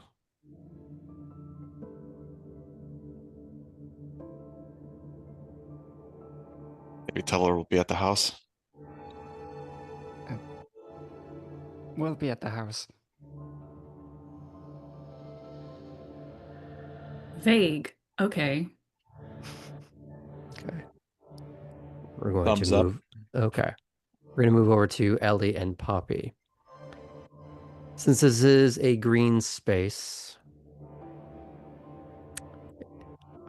in your mind, are you imagining a lot of trees? I suppose this is more of a neighborhood park than a city park. Like enough trees and bushes, to at least hide another person. Usually Ellie doesn't need as much foliage. Now, when you say hide a person, hide A Poppy. body, Graham. A body, another body. A hot body. Yeah. So yeah, the main thing I do is I just, as we're walking, I go to Poppy and I go, so this is something I've done many a time. Mm-hmm. As such, I know what I'm doing.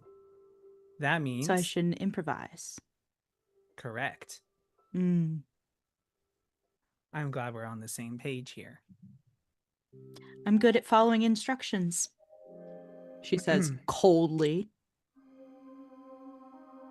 Well, you're also gonna need our help in case Kate decides to leave early. Oh, she won't. It's nice that you have a lot of trust there.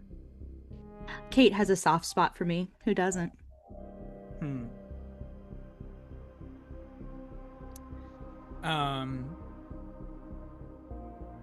So Ellie is we're gonna make our way behind that bench. You do not move until I tell you to. Okay. There might be a suitcase. Feel free to grab it. Okay. Like a fancy suitcase? It'll be obvious. Okay. Sure thing, Ellie. now, Ellie, you've done this before, Yeah. not just with this individual, but as a matter of course. You've given them a time, you've given them a place, not just the park itself, but where exactly in the park you want them to be. Mhm. I'm assuming you also tell them from which direction to approach, so that you can control the scenario as much as possible. Yes. And I also give him very specific instructions that it has to be them that arrives. They have to be alone. And I have to see no evidence of them having called any authorities. Mm-hmm. Eventually, in the usual window that you have seen this person show up at this or any other park or alleyway or wherever else you have conditioned them to go,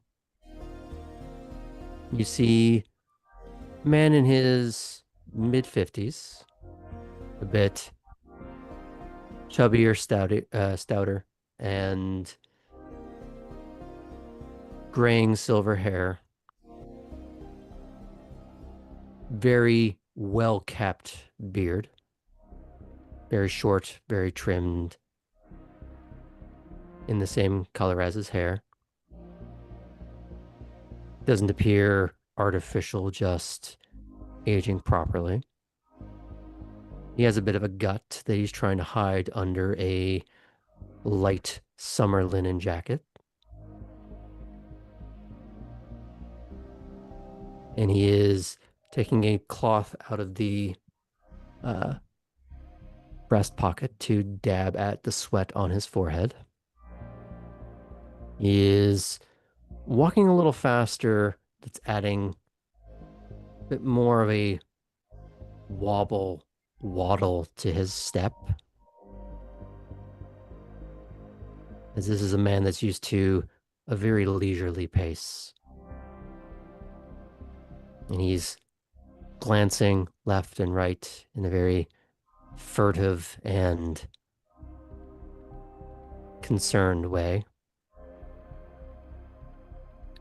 Where would you direct him to? Is it to a bench? Is it to a lamppost? It's to a bench Mm-hmm. where it's one of the benches that is like they didn't plan this out correctly, so one of the benches is in the darkness, not lit by a lamppost. Okay. And in a way that does not face the direction you would be approaching from. Correct. And Okay. Right, because the idea is that we would be my concept is that we would be arriving a little bit earlier and hiding as Fair. he comes in. So what I'm gonna have you do is roll Dex and Stealth. If you have any celerity, you can add it to your Dex score. Great. I will say this will be out of 5 because of the pre-planning. Now that would be for Ellie, but because Ellie, I'm assuming, wants this to succeed, they are giving Poppy some pointers, telling them when and where to move and how, so that you are also out of 5 Correct. Okay. and pushing you into the light at the last moment.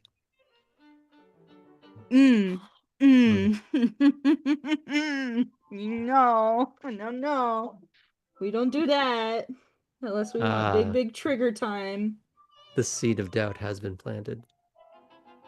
Okay. Oh, I can re-roll this one.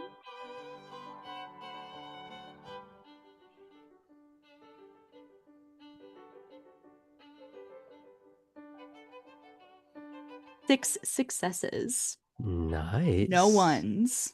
5 successes. All ones. Got it. All ones.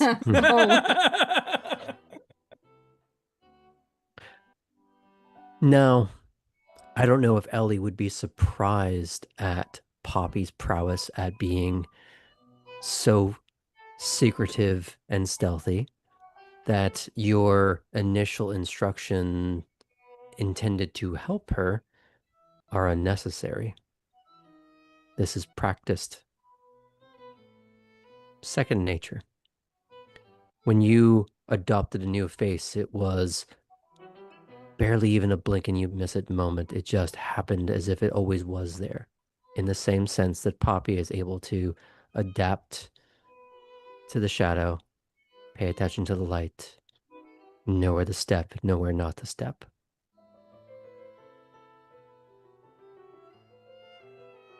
Ellie does like a satisfied nod at Poppy and a little grin as they get to their destination.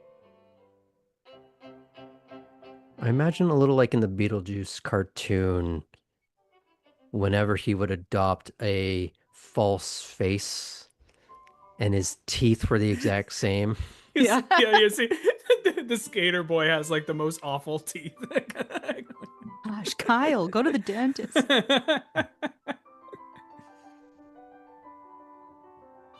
As the person approaches and sits down, Ellie turns to Poppy and just gestures.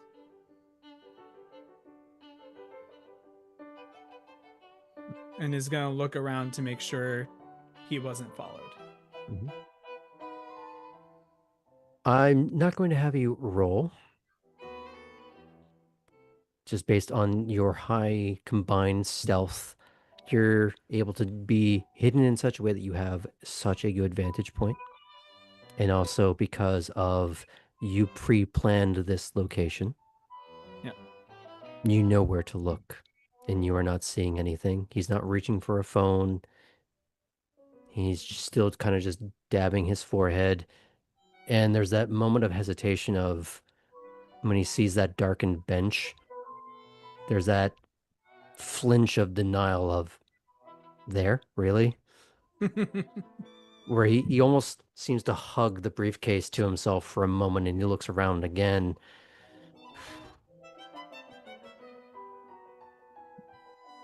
And sinks down into the bench, and you, being so properly quiet between the two of you, can almost hear that slight creak in the wood of the slats at this distance.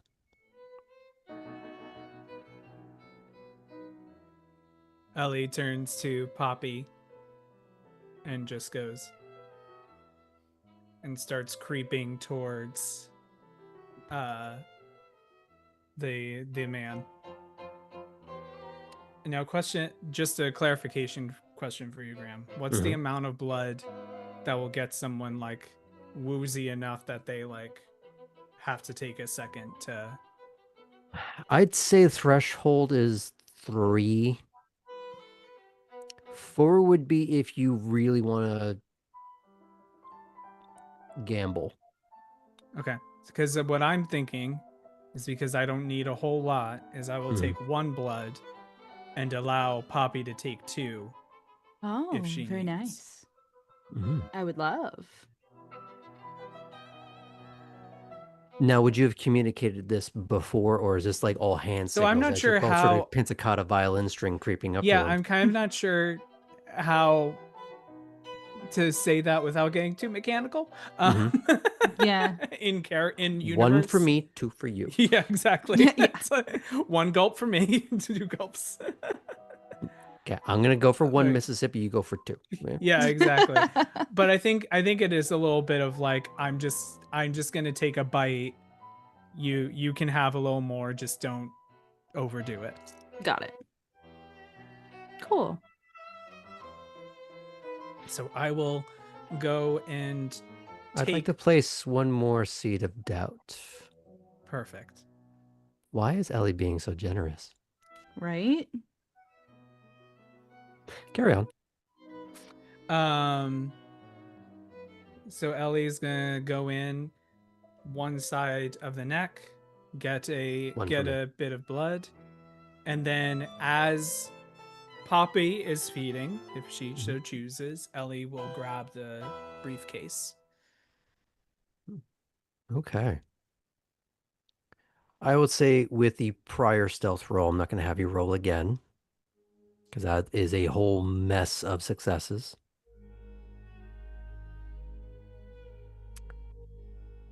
Who goes for the first sip? Is it going to be Ellie? Ellie. Okay. Ellie. Okay.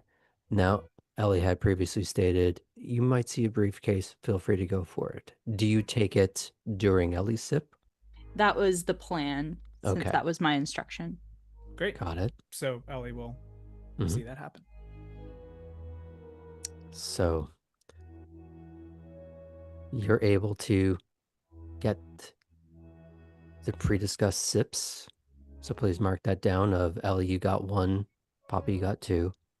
And this, not a massive man, but a heavy-set older gentleman does... and I'll like sinks catch down, his head so it doesn't hit. so there's like, no hard. bounce. Yeah, I don't want him concussed, probably. Okay. It is a little bit of a struggle because it's a lot of very dead weight of a man that, well, isn't dead in this case. He didn't take that much blood. But he's taking a rather enforced nap. Great.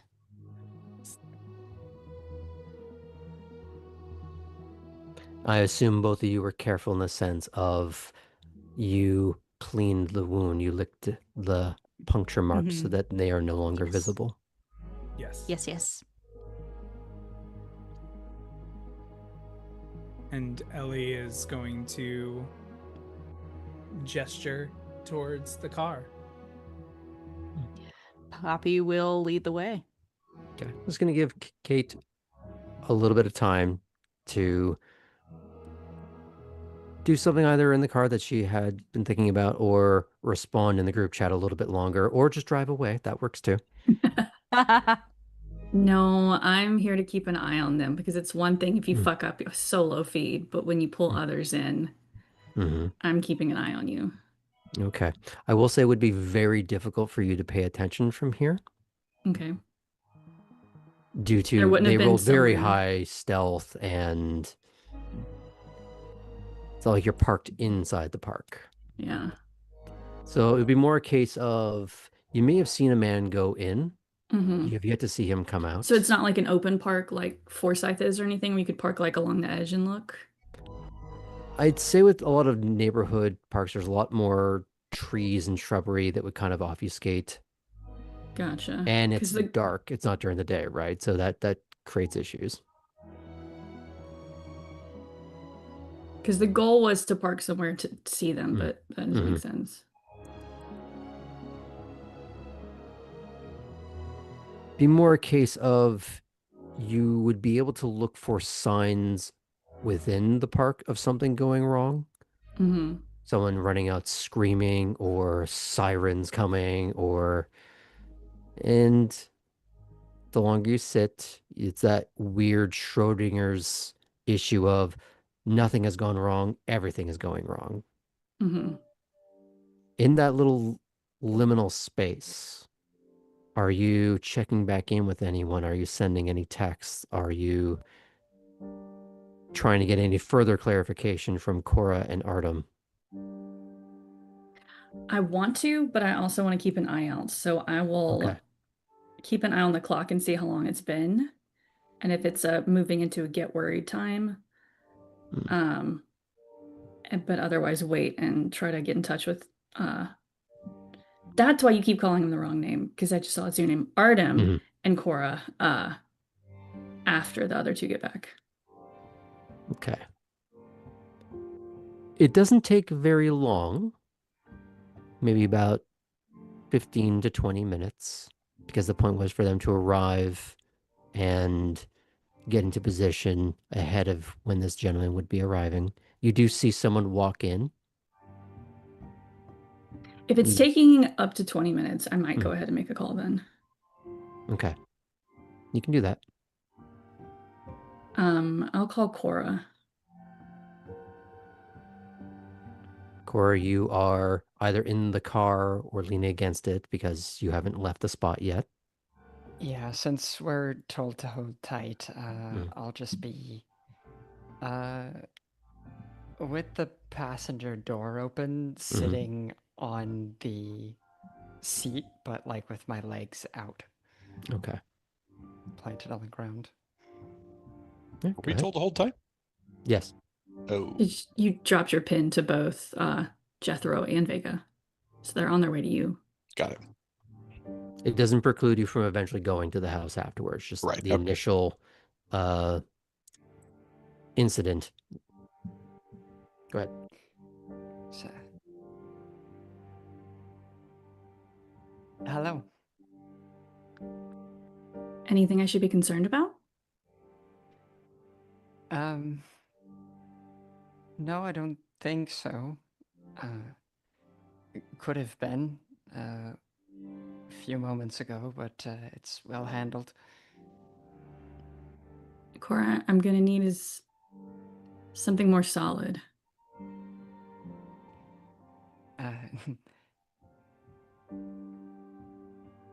It's best to talk about it in person, I think.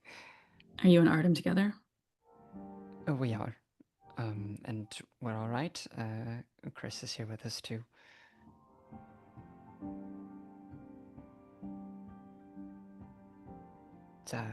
We'd gone hunting, and out in the woods. As one does.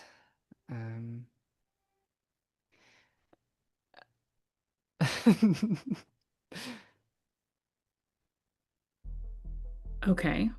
The game was pretty wild. Did you make any calls that need to be made?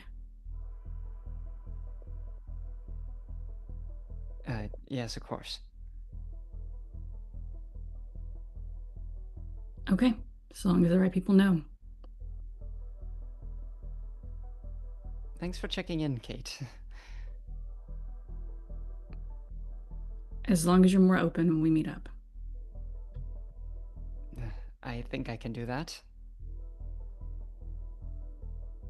How Later, are things with Cora. you? Oh, sorry. If you want to do that again, you can. How are things with you? Watching Ellie and Poppy hunt. Nope. Oh, you're out too, huh? I wouldn't say hunt. Which part of the woods did you go to?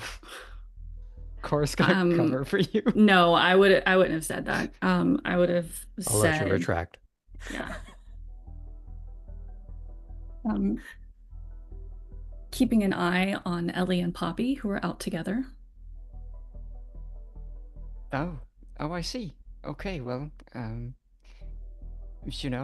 did go for a couple of little drives with Ellie, and it was very pleasant, surprisingly.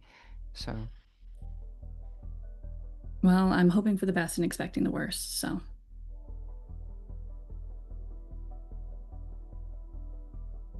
I suppose that's still safe to make that presumption.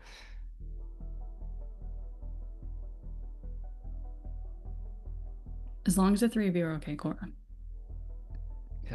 Yeah, same. Will we be seeing you later? I'll see you at the house. Okay, see you there.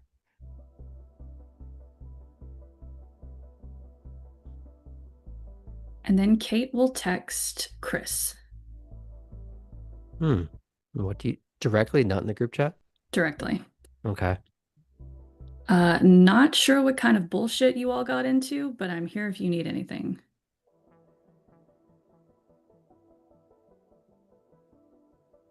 It does take a little longer for you to get a response to that. You're not seeing that like scene aspect, but they just haven't looked at their phone yet.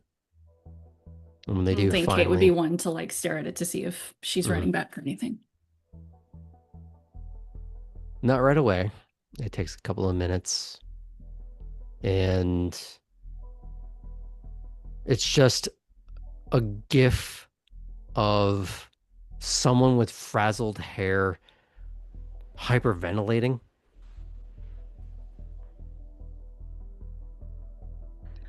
Oh, that good.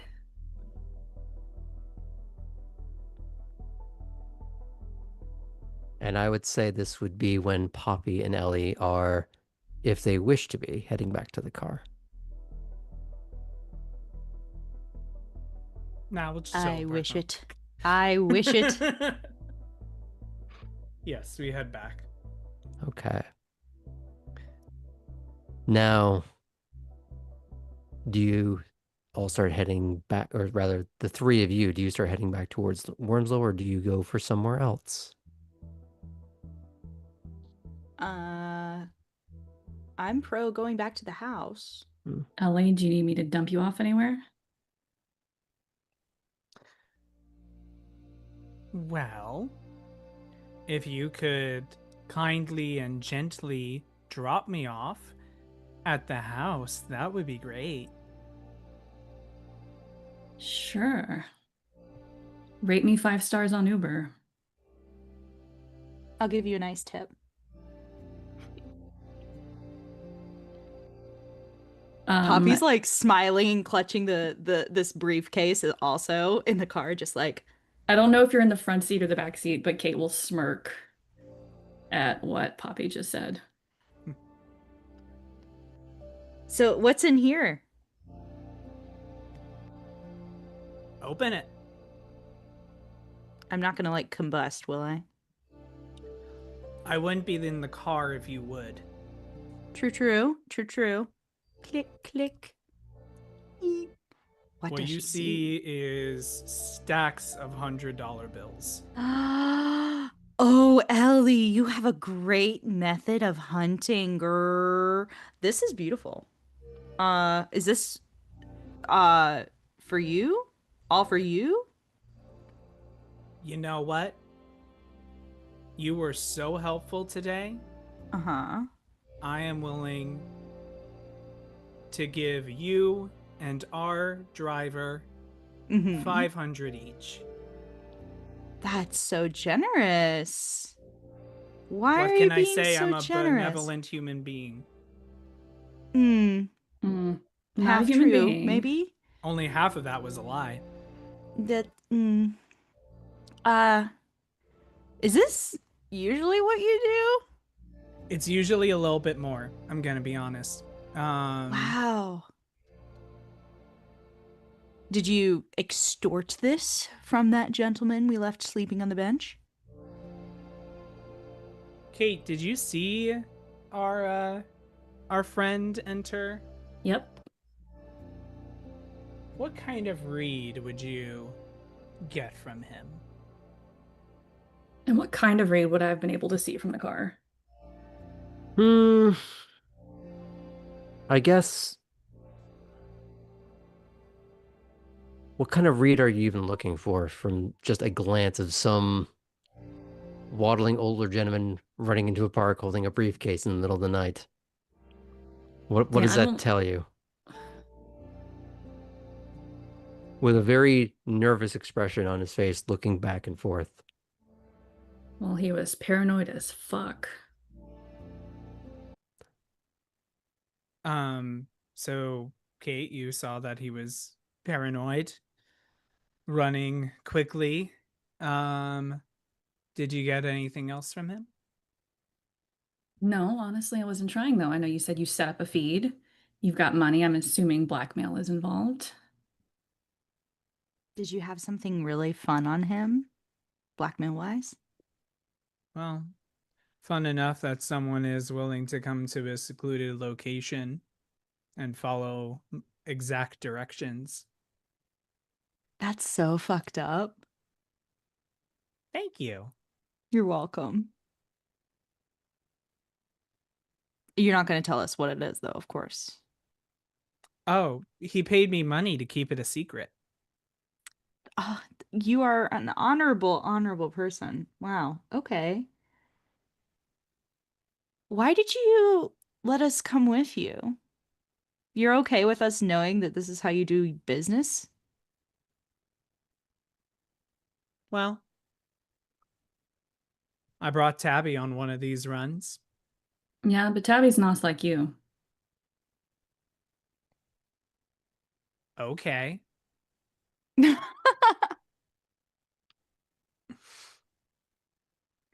Also, Well, Tabby trusted you two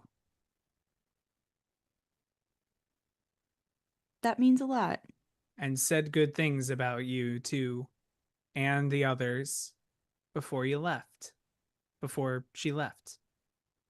Wow. Wow. Well, thank you, Ellie, for taking us on this adventure.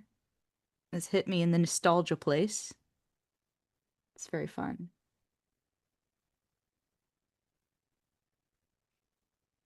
Well, Look, Ellie, I'm gonna be honest with you. I don't think we have to get along or be best friends or even really trust each other, but as long as you don't try to bullshit me, I won't bullshit you. Deal?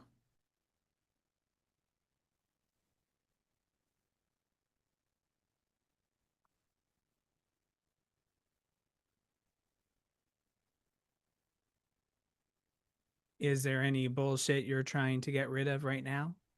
No. Okay, then.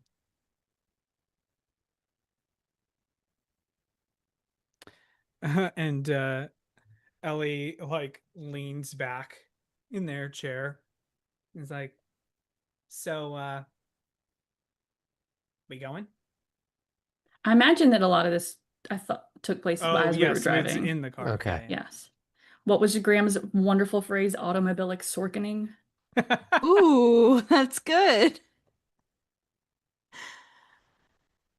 I say some wild shit sometimes, apparently. Anywho, It's one of the ones I wrote down. Graham's like, I blacked out.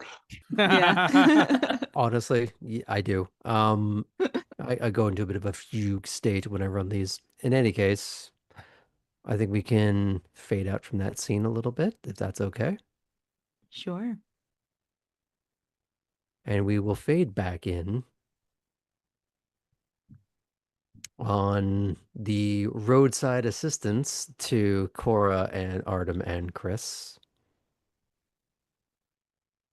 So, Chris, how you holding up? And you see her huff upwards to blow a strand of tangled hair out of her eyes. Better. I don't want to rip anything apart at the moment. Yeah. Kind of wish I did, though.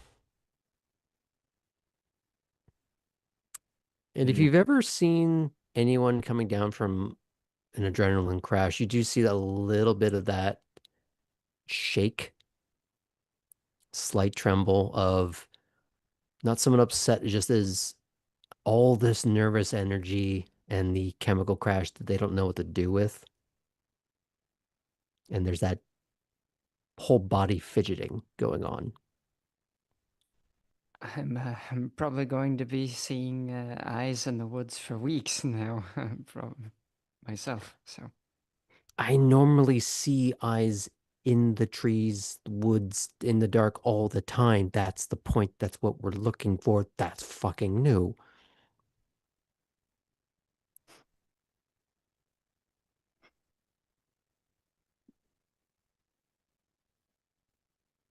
so you really think it was one of us?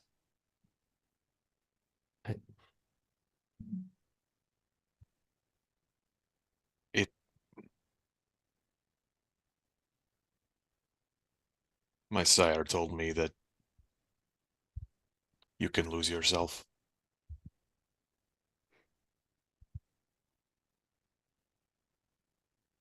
That badly? Yeah. I thought we were screwed. I thought it was a wolf. But it wasn't. And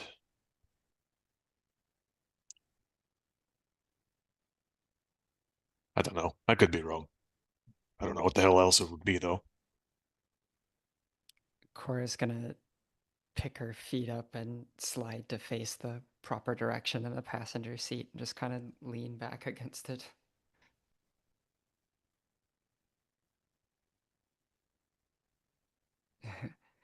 I've been interested for a long time in finding out what else is out there, if we're out there, like we are. Did you ever ask? Did I ever ask? Of course. What did your sire tell you? I'd get bits and pieces. Hmm. He liked to let things come out in bits, little parts. Don't not to give me everything at once. Yeah. Similar.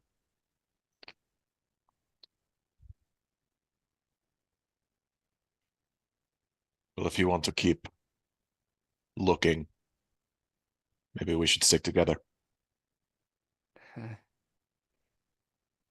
Yeah, I'm realizing in the last few nights that it pays to keep some of you close by, I think.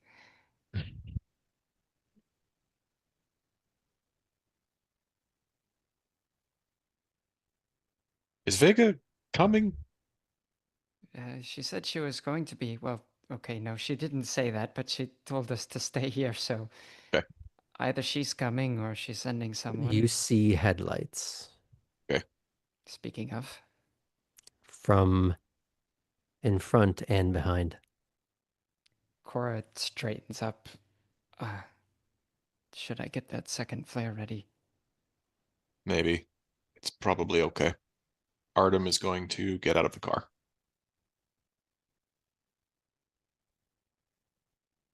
Chris looks around, and with the professional driver and the driver both getting out of the car, she doesn't want to be trapped in the back seat within an unmoving car. And she gets out, but it's that not fearful body language as much as still that pseudo adrenaline crash, clutching at one arm just above the elbow, trying to just still herself. But you can I'll see go the stand next thumb. to her. You can see the thumb and fingers just fidgeting on her skin. Artem will grab the blanket. Okay. Are you sort of just holding it out, or are you like hiding it for now? I'm not hiding it. It's just kind of like Mm-hmm. in his arms.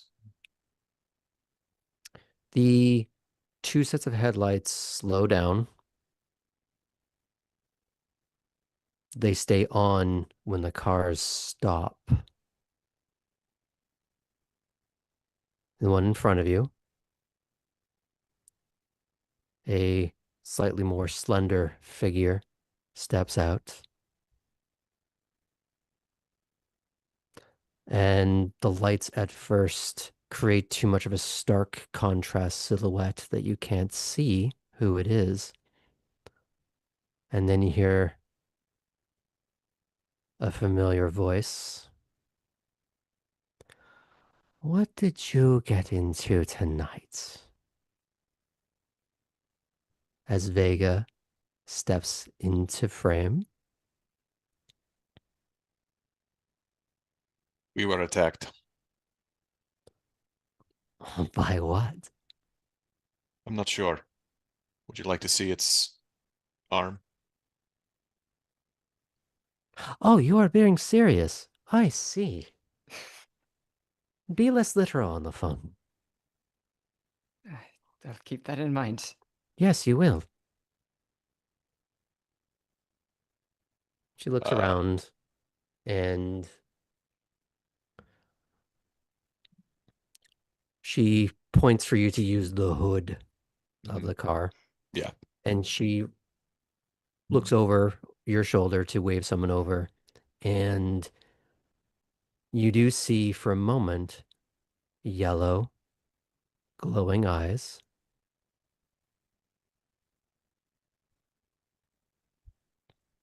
Connected to a familiar snarl of a man twirling a small hatchet in one hand with slightly elongated fingers twisted into not quite protean claws, but getting there. Artem will just sort of nod and he'll, get in the most in the most unobtrusive way he can. He will get the blanket unwrapped and sort of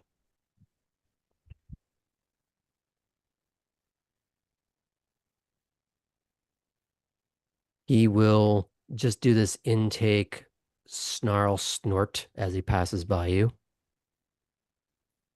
But he goes to the adjacent side of the car so that he can be looking at this so that everyone can sort of be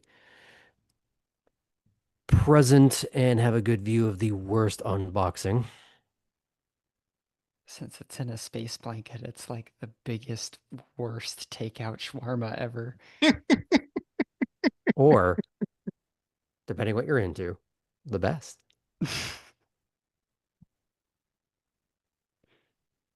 And this mud encrusted, dismembered limb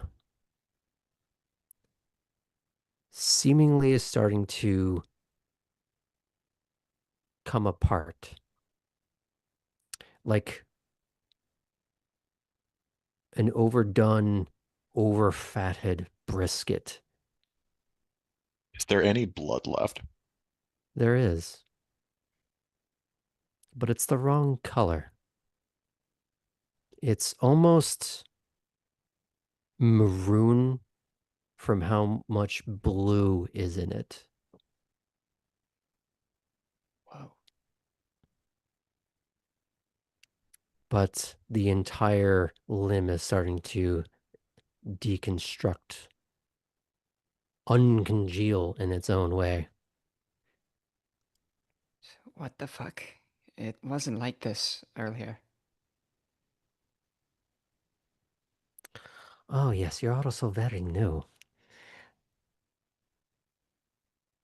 When one of us is old enough and we lose a piece or we're killed, we don't just stay as a body, fall apart. Some of us just turn straight to dust. So that was one of us. Maybe. It's a good sign.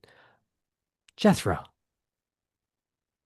And he will lean over and start to,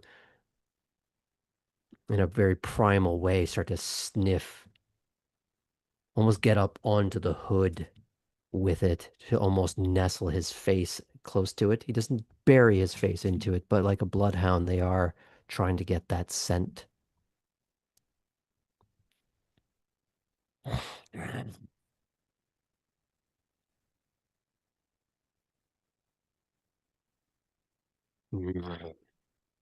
One of them. Oh, so it is one of them. Good, fun. Do you know what that is? I'm afraid you'll need to fill in the gaps. Ah, we have a nice little local mystery. Recurring little mudmen that likes to crop up, crawl through the marches, that are like us and yet not. Did it have a face? Kind of indistinct features, sort of screwed up. It had teeth. And eyes that glowed like fireflies. You see Maplethorpe turn in your direction. Hard stare.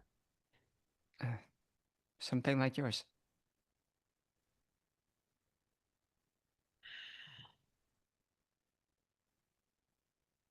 Oh, well, that's new. Let me guess, all covered in mud, dirt, and... Mm. Yeah, we thought it was made of this stuff at first, or at least I did. Considering how quickly it fell apart, it might be.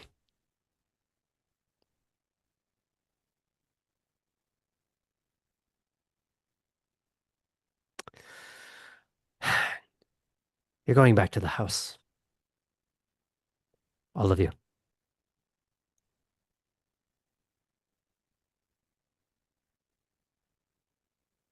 Did I take that or no? Yes? There'll be other questions, not just from me. As Julie and Bruno know we're coming, that we're going to be a little strange. Out of character, Julius. Julius. Their job is to let you in, unless you are causing a problem. I will let them know that you are bringing something.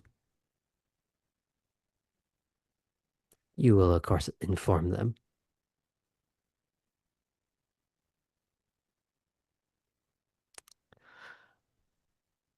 Yeah. I hope you didn't have other plans. You're going to be seeing the prince.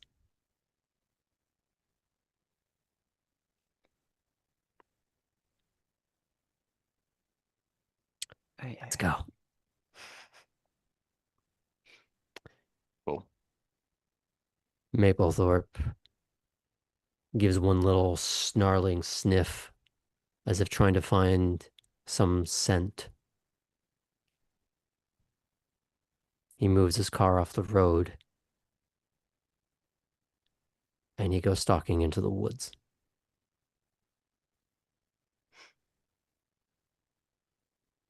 You see Vega get back into her car. A very sharp J-turn.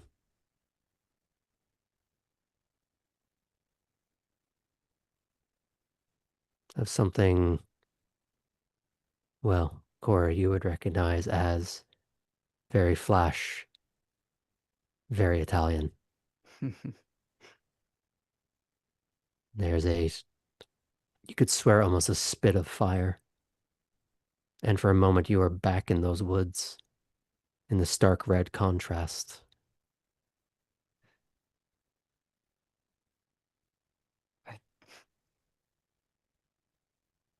And it passes.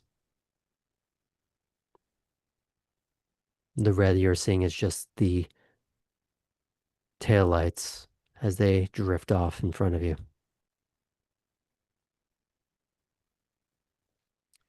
Now, which one of you is driving? I actually am going to say, Autumn, you should drive. Yeah. Well, if you didn't have your shit together yet, now would be a good time. Let's go. And I think on that ominous note is a good time for us to end. Thank you all for joining. Remember that we do have another stream tomorrow night for you to check out with our Age of Innovation. Savannah by Night won't be on next week, but we will be back on the, I believe, 23rd. In the meantime, take care. See you soon.